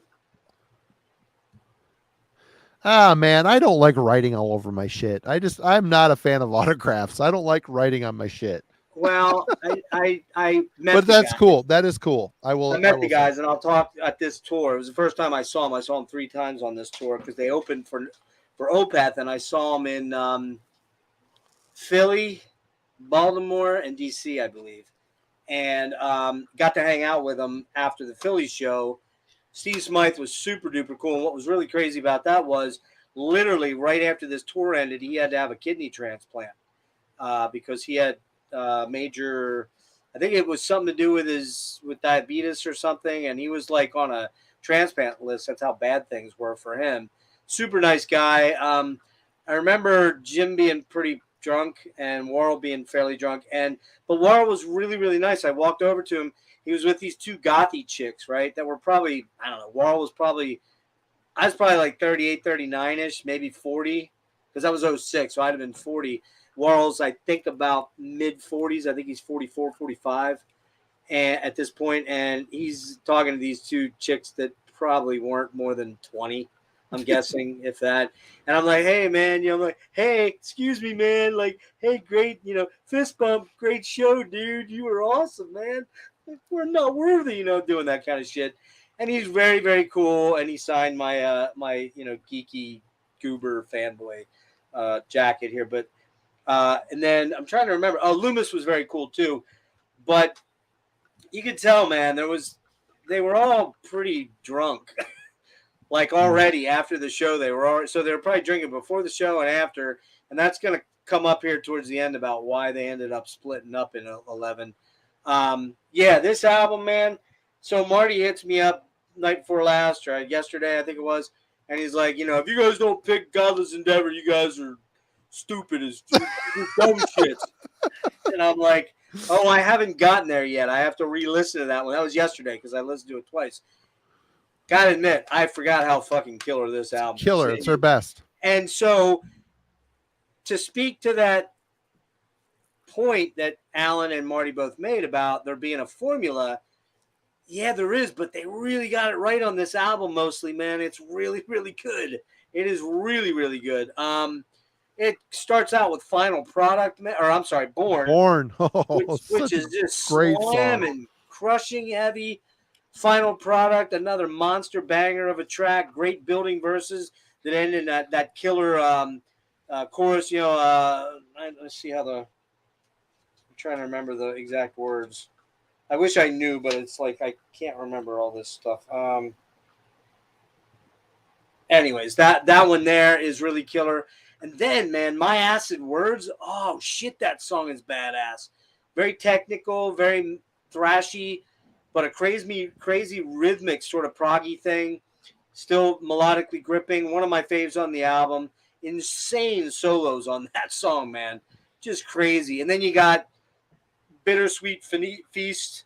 You got that lyric that goes, they feast on the meat in bittersweet denial and swallow the blood of poison truths. There you go. That's all you're getting. Marty, easy. Chill out. Simmer down now. Simmer down. Simmer down. And, walk it off. Walk it off. Love that one. And then Sentient 6. God, talk about a killer fucking ballad, man. I slam on that one. But anyway, go ahead. Oh, well, you're fucking insane anyway.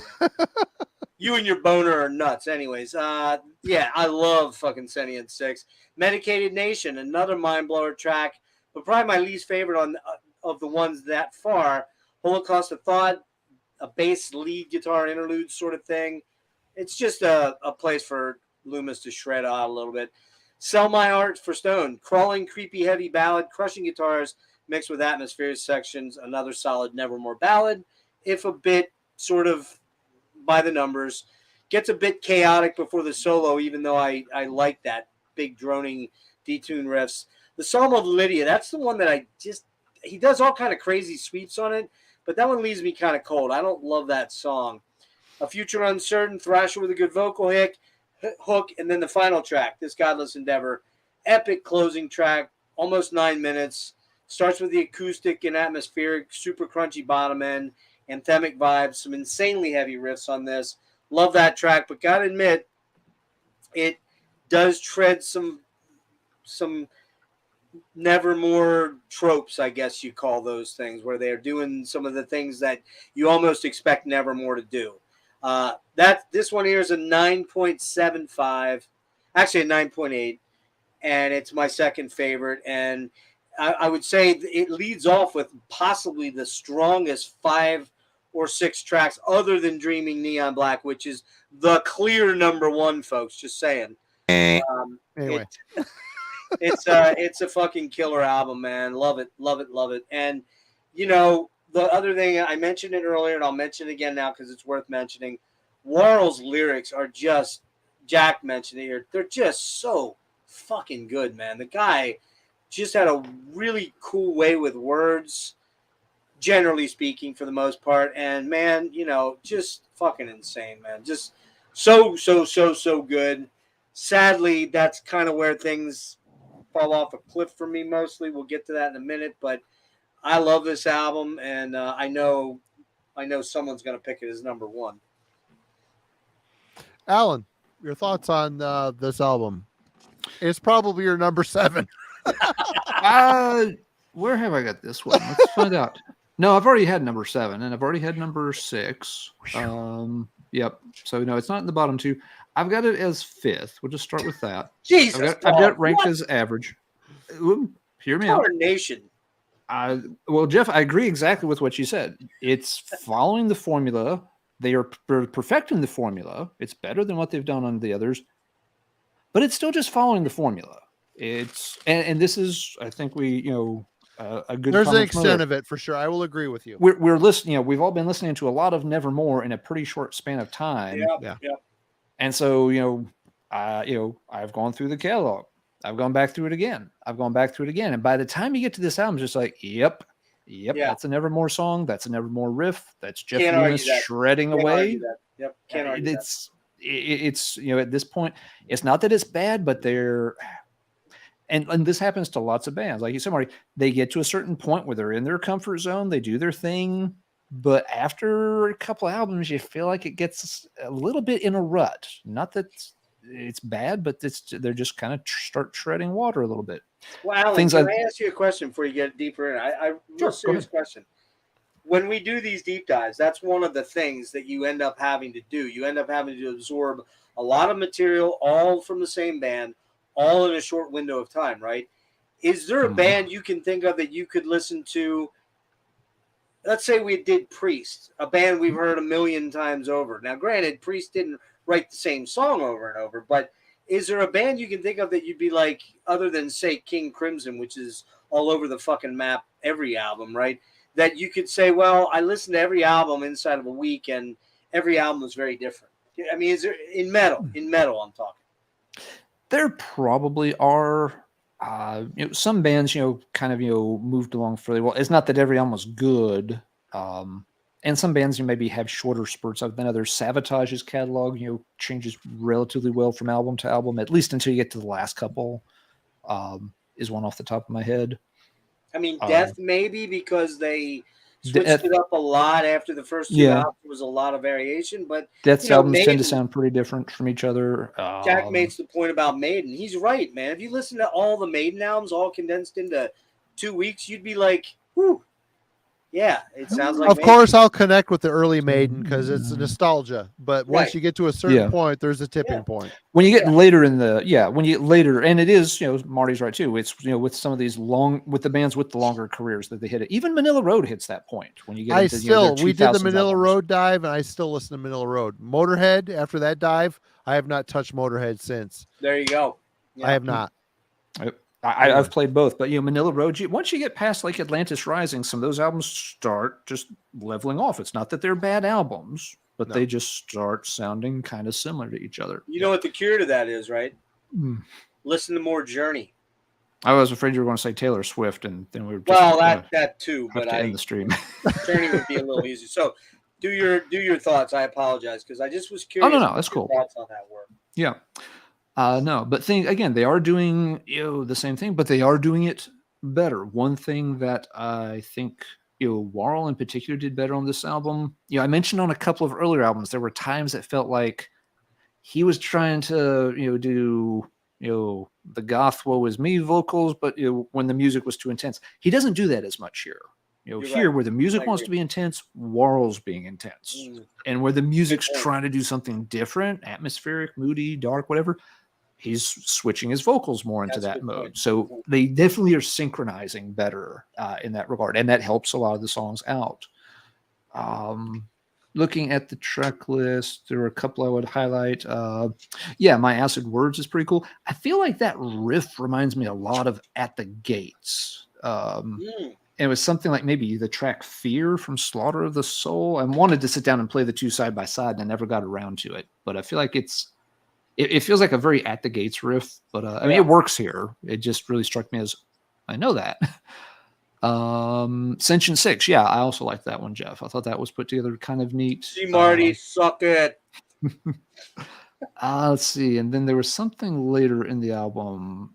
The last few songs. Again, this was another one like, I think I mentioned with a couple of albums that's where, even late, towards the end of the album, there's still, some very solid songs on it. So it's not that it's a bad album at all, but yeah, they've hit their stride here. And I'll say, I know I've got this ranked pretty low by most people's standards. This is one a lot of folks rank as being like one of their absolute bests. I readily admit I'm probably in the minority having this one further down the list, but that's where it fell for me at this particular date and time. But I think Marty would like to gush about this one, so let's turn him loose on this one. There's no denying the fact that this album ends very formulaic.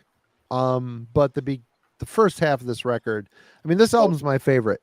Their sound, I've got a whole page of notes, so bear with me, folks. I'm going to read them because I'm a little drunk. Their sound and overall style perfected with endlessly heavy, pristine, and dynamic guitar work that maintains that hooky groove along with intricate riffs and endlessly catchy choruses. Born, the leadoff track, their best song ever?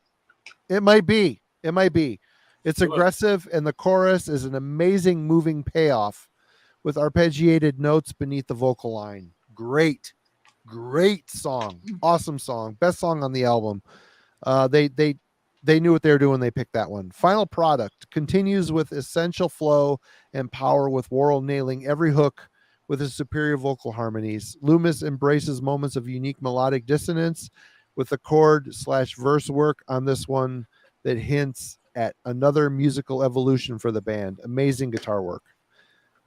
Sentient 6. I like it when the chorus hits, but the lead up is weak to me. Holocaust of Thought. Pointless instrumental. Again, they stack the front end, the back end, they put a ballad that has a good chorus, but the rest, the shit around it, so. Holocaust of Thought. It's short, but it's kind of pointless. It flows into the next track. They lost the plot a little bit on the second half of this album, but the first half is so powerful and strong, especially with Born. That song, the best song they ever did. Like I said, that arpeggiated guitar notes underneath that soaring vocal line, awesome. Great song. I always want to listen to that song. It's awesome. This is my number one, in spite of their flaws on this, because there are a few songs on here that are so-so. It's a great record, my favorite. And that leads us to I don't have this one either. I don't own this one either. The Obsidian Conspiracy came out in 2010. Maybe Alan can pull up some artwork for us. Will do. Give me one moment. He's quite the adept one. So I'll start talking a little bit about this. Came out in June of 2010. Pretty sure this was another Andy Sneap production, right? Let me check. I believe. Oh, and just a quick thing before you get going, Yeah. Geoff. It's worth mentioning both. There's a big gap here before this album comes out, and both Loomis and Dane had released solo albums in that gap. So Right. And people were starting to do other things. And they were Praise the War Machine, I believe, for Dane. Yep, for Dane. I don't know Loomis's title. Was it Conquering Dystopia, or was there another one? I think Conquering Dystopia was later. I do not know. If you look up Loomis. Hold on, let me. Somebody in the chat's going to know that, because he did the one with Marrow, Conquering Dystopia, and I think that was a little after that, actually.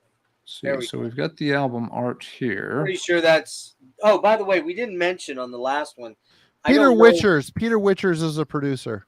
Oh, it's Peter Weichers. Okay, Weichers, yeah. Which is who he used for his solo album, and that's the dude from Soilwork, one of the guitarists that left Soilwork. And, yeah, that's right. I don't like his production nearly as much, to be honest with you. And I think, I'm not entirely sure if that's a Hugh Syme work, but this one is the one that the Godless Endeavor was, yeah. Yeah, and then I mentioned it before, but I'll mention it again. You want to throw me up, Marty? I'm sorry. I was entering the chat. Yeah, this one is God damn it. Hugh Syme, who did all of what I would call Rush's pretty much masterpiece, Hemispheres. This one's a Travis Smith again. Travis. Yeah, I'm not real crazy about that cover. It's okay. It's kind of okay. Yeah, not terrible, not amazing. I think we ought to also talk about the fact that this is the first one that came out and broke the Billboard 200, believe it or not. Really? Yeah, which is kind of crazy to think. Did not know that. Yeah. Also during this time, Jim is diagnosed with a brain tumor.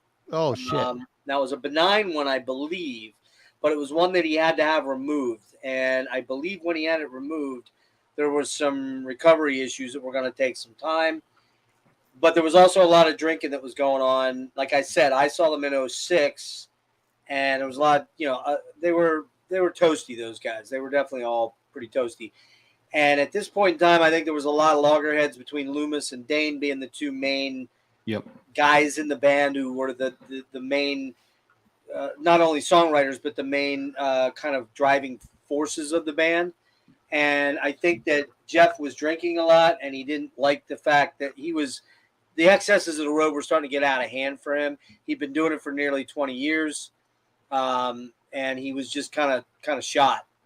And he and Van Williams decided that they were going to leave they were out on tour, I believe, in Europe, in the UK, and they told Warrell about it, and Warrell did not take it very well. This was 2011, early 2011.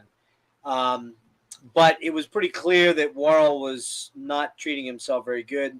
He's a diabetic, and, he was an alcoholic. I mean, there was a lot of support for that situation, that he had a problem with that. So they, I don't know that they toured for this. I guess they did, because it came out in 2010 and then they broke up in 2011. So I think they did the first leg of touring for this, and that's when they broke the news. Williams and Loomis broke the news they were leaving.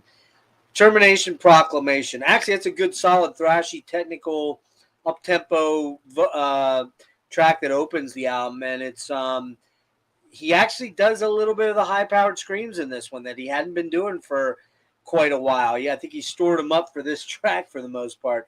Your Poison Throne. Gang vocals are always iffy for me. They're acceptable just barely. Otherwise, there's some good killer vocals on this and snarling heavy riffs. A lot of vocal overdubs on Poison Throne. It's actually a pretty cool song. Moonrise, kind of Nevermore by the numbers. And The Maiden Spoke. Lots of synths on this album that you didn't hear in.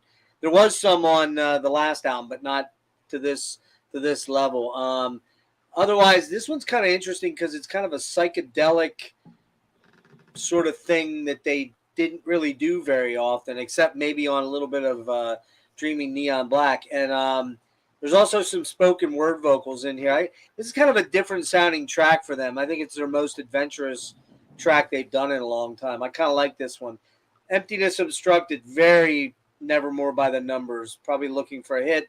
Not a horrible track, just kind of meh. Blue Marble and the New Soul, cool, down-tempo, moody track, very atmospheric and kind of different for Nevermore. Even some bluesy guitar in there, which is weird. Without Morals, very catchy, great guitar melodies and solid chorus, a nice lick. The Day You Built the Wall, nice chugging riff on it.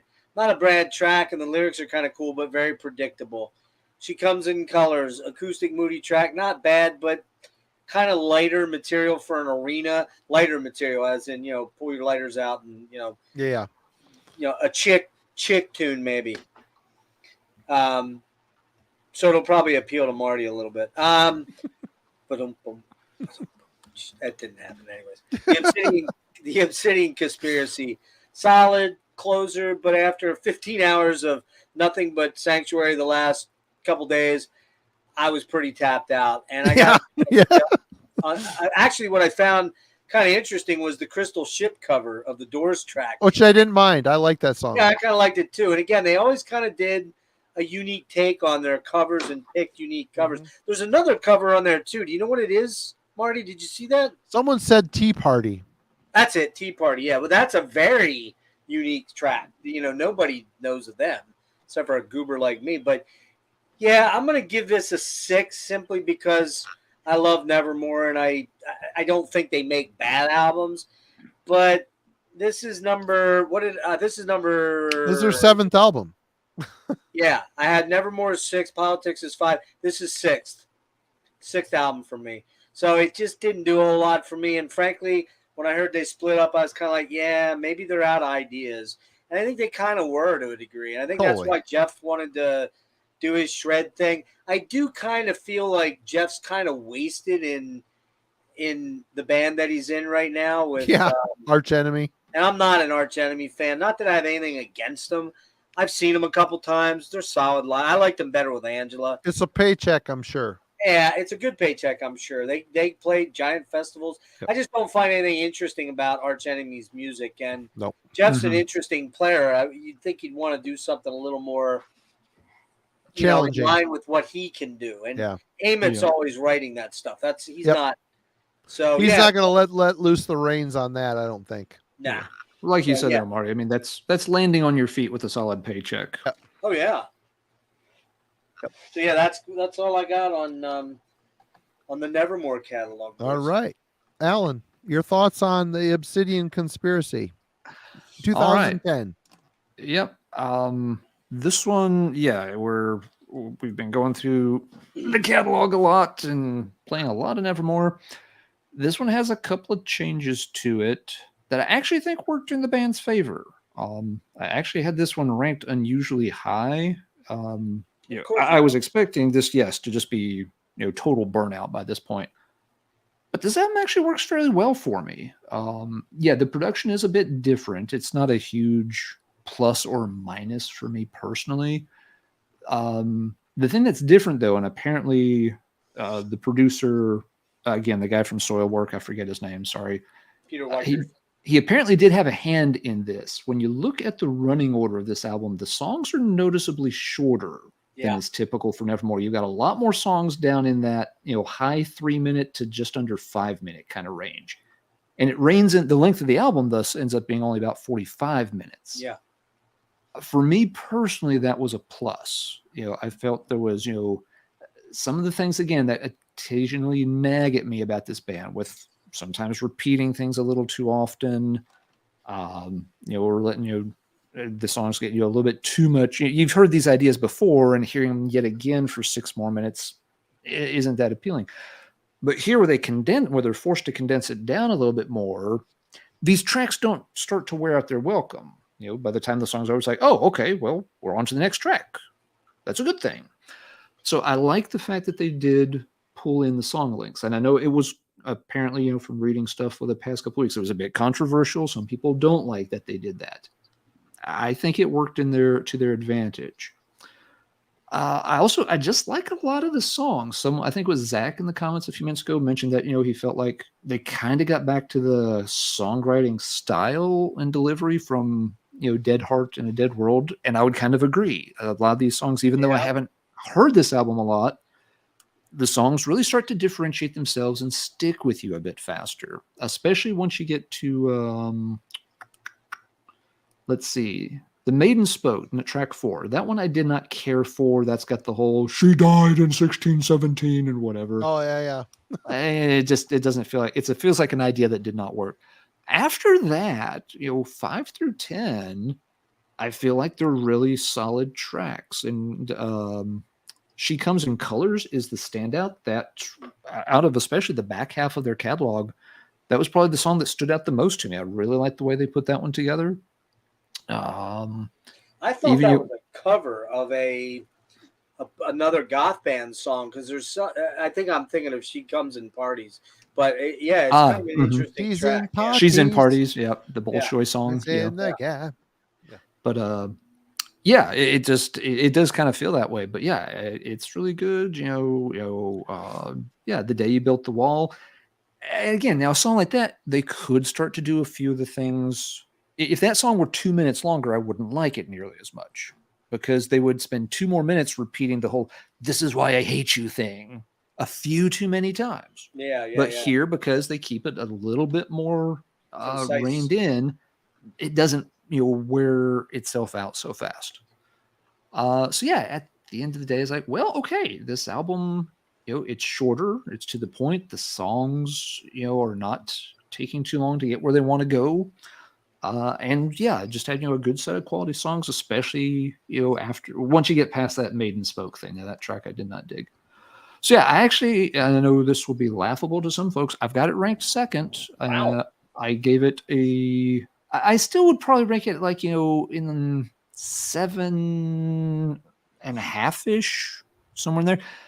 And so if folks are keeping score at home, you'll notice I've got a bunch of the albums, kind of stacked right there in that 6.5 to 7.5 range. So I'm really splitting hairs on a lot of these. It's just, there's, Dead Heart and a Dead World. I have a step above everything else. Yeah. And then, the bottom two, or especially, the bottom, 1 or 2, I have, a step lower. Everything else is, kind of right in that same pocket. So, it speaks to the fact, that they had a consistent catalog. They didn't have, a ton of, albums that I hate or dislike or anything. They were just always a little bit off. It's just not quite my sound, but they're certainly not bad albums and certainly not a bad discography. And that's my wrap on Nevermore. So, Marty, your turn.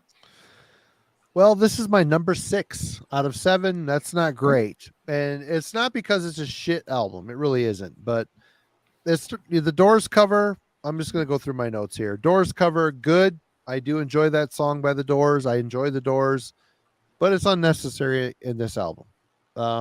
Overall, it's a standard Nevermore formula at this point. It feels anticlimactic after this godless endeavor, which is what, a 5-year gap. There's some solid songs on here for sure, but they come off as leftover riffs from the previous album sessions to me. And someone mentioned that, Loomis was doing solo albums during this time. Maybe he's pulling some of the better riffs for his solo shit with Marrow. I don't know. I mean, I could see him working with Marrow as being a good challenge for him. Something different, working outside of this formula, pushing him a little bit on his songwriting skills. Marty, the first one was called Zero Order Phase. That's the one that came out when Worrell did his solo thing. That's the one. The Marrow thing, Conquering Dystopia, was later. It's I don't want to say it's super different, but it is different because they're doing 7-string stuff, and both of them are doing histrionic, crazy shit. Sure. You know what I mean? It's nuts. So, but I agree. I think Jack may have said that, Jack Half a Prayer, that maybe Loomis was starting to cherry pick some of the cool stuff. Sure. The other thing too to think about too is, and maybe unless you listened to this 2 weeks or 3 weeks ago and then came back to it later, which I kind of doubt because we only decided to do this 3 weeks ago. maybe just by the time you get to the end of the catalog, you just burn out. I know I was a little bit. Yeah. I kind of was like, all right, some of this stuff sounds pretty good, but I'm just tired of listening to Nevermore. And I think the band at this point was burnout. I'm not gonna lie. I think they're burnout too. It feels more like an obligation to a contract, to work ethic, whatever it is. Maybe there's a couple members of the band a little more in tune to what's going on than others. Obviously people are branching off doing solo records. Like Dane is doing all these solo records that sound like Nevermore albums with other musicians. It's just, it's a band that at this point it's a brand. They're trying to maintain a brand out of obligation. Yeah.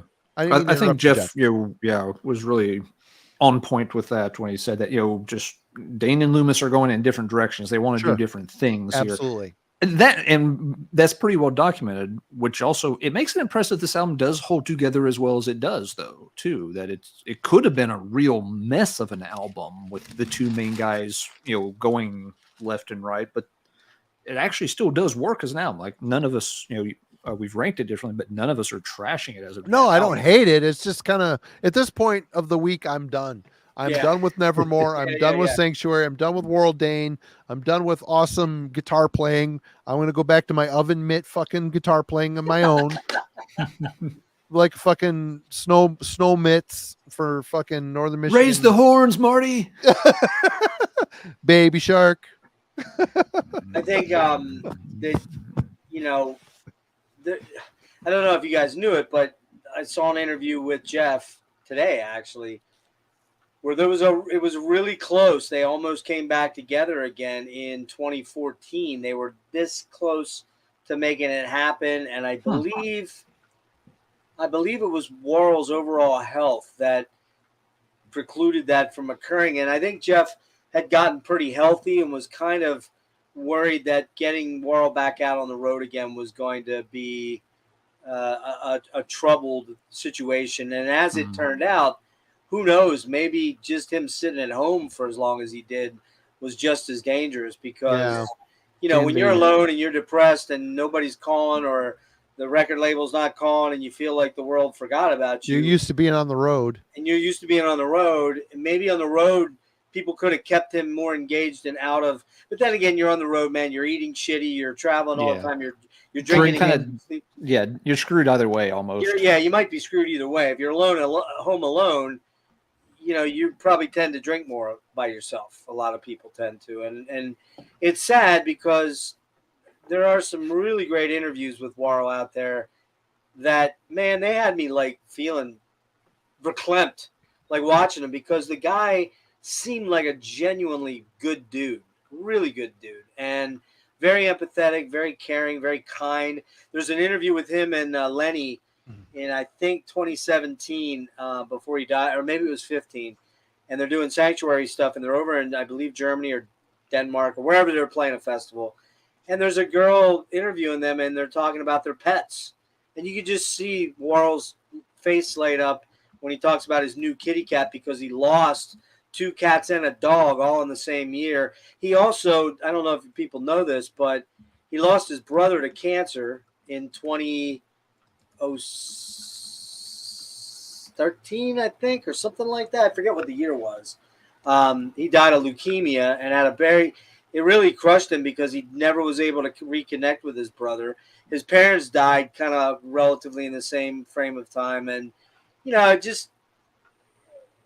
look, man, being human sucks sometimes, It's hard. It's hard. It's hard work sometimes. You in the face, man, and the guy was a very empathetic, very open kind of human being. And I think it's tough, man, because the world really lost, in my opinion, an incredibly gifted dude. Totally. But I will say, check out the solo albums by both Loomis and Dane. They're really, really good. I don't know what.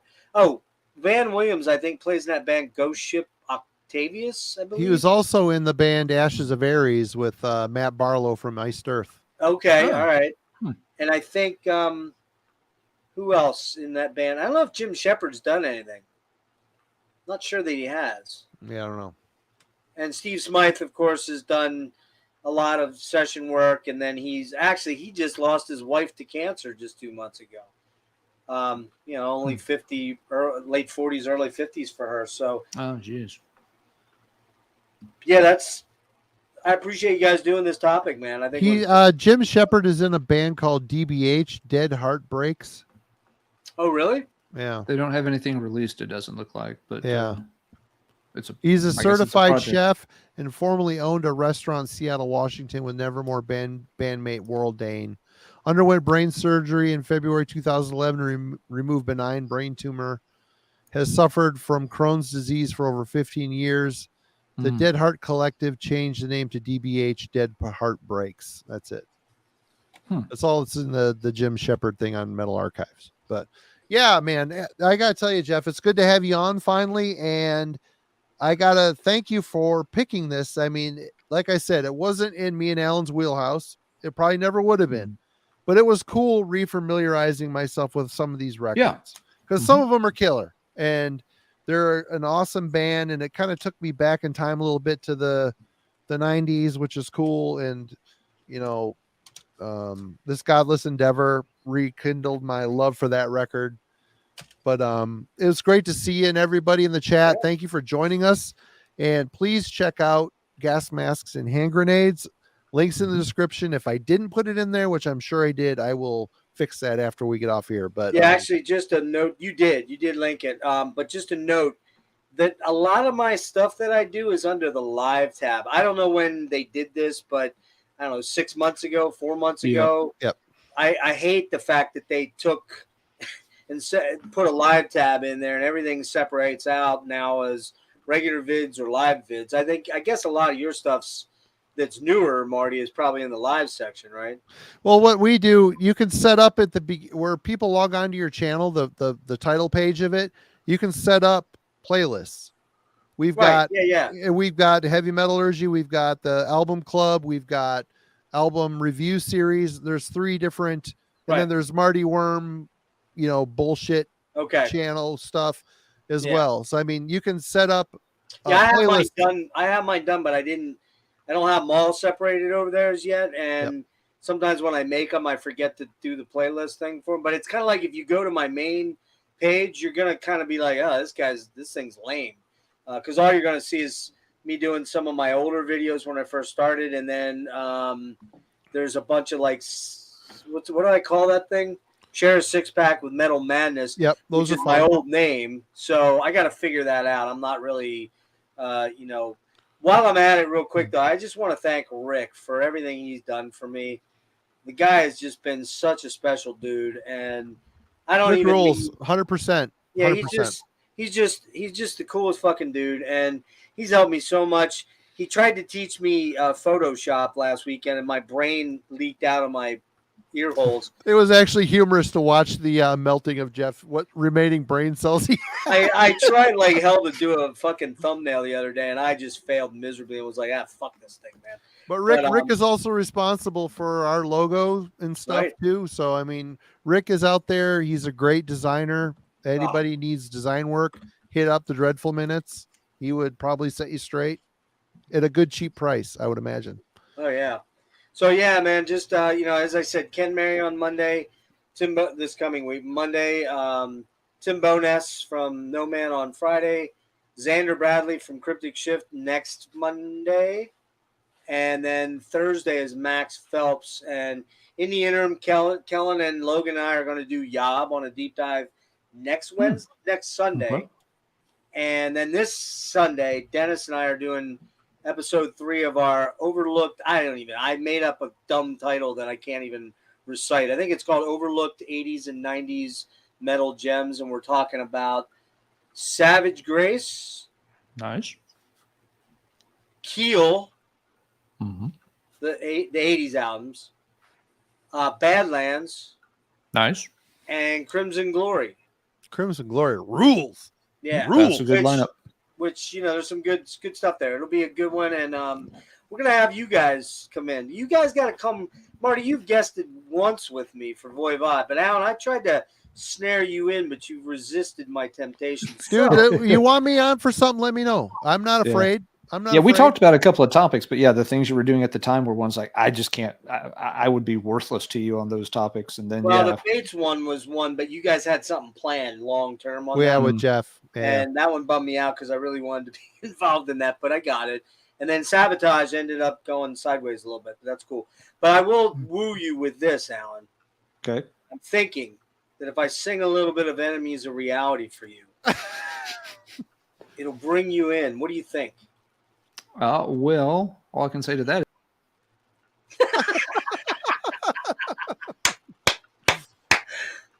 I'm gonna cry, man. All right, I guess nobody wants to hear me do Enemies of Reality, but that was abrupt. It was like I don't know. The internet went out. Something happened to my internet. So so what we were talking about? How's that local sports team doing? my sports team sucks. So yeah, those are the things that are upcoming. I appreciate you guys letting me pimp my stuff. I also want to thank you guys throughout the last year or so. You guys have been very, very generous and pimped my shows that I've had going on. Whether it was, you do a great job with your you, stuff. Alan would always bring up, if I had a cool interview coming up, you'd bring it up, or a deep dive that was interesting to you guys. Which again, I think people should know when you sub to me, we're talking lengthy shit. Stuff can go on for hours. So, sorry about that. It's just how it goes. I tend to talk a lot with my guests, and we go deep on the albums, and when we do the interviews, they're long. So, well, cool. And also, Geoff mentioned Kellen from Killing for Company. He will be premiering on Monday here on Heavy Metallurgy with the Heavy Metallurgy album review series. He is covering the Finnish band Ranger for Heavy Metallurgy. So yeah, we're branching out, getting more people to do reviews for us, and the reviews sections have been fun. Check them out, folks. They're a lot of fun. Alan, do you have anything to add before we jump ship? Geoff, thank you as always. Great. It was a lot of fun. It's been a lot of fun. Good discussion. And you will see this man soon, and go check out his channel. We will see you Monday, Wednesday, and Friday. Lots of stuff coming. Hang in there. Yeah, thanks for having me, guys. We appreciate it. Later, devils. Later, devils. Hey, my oven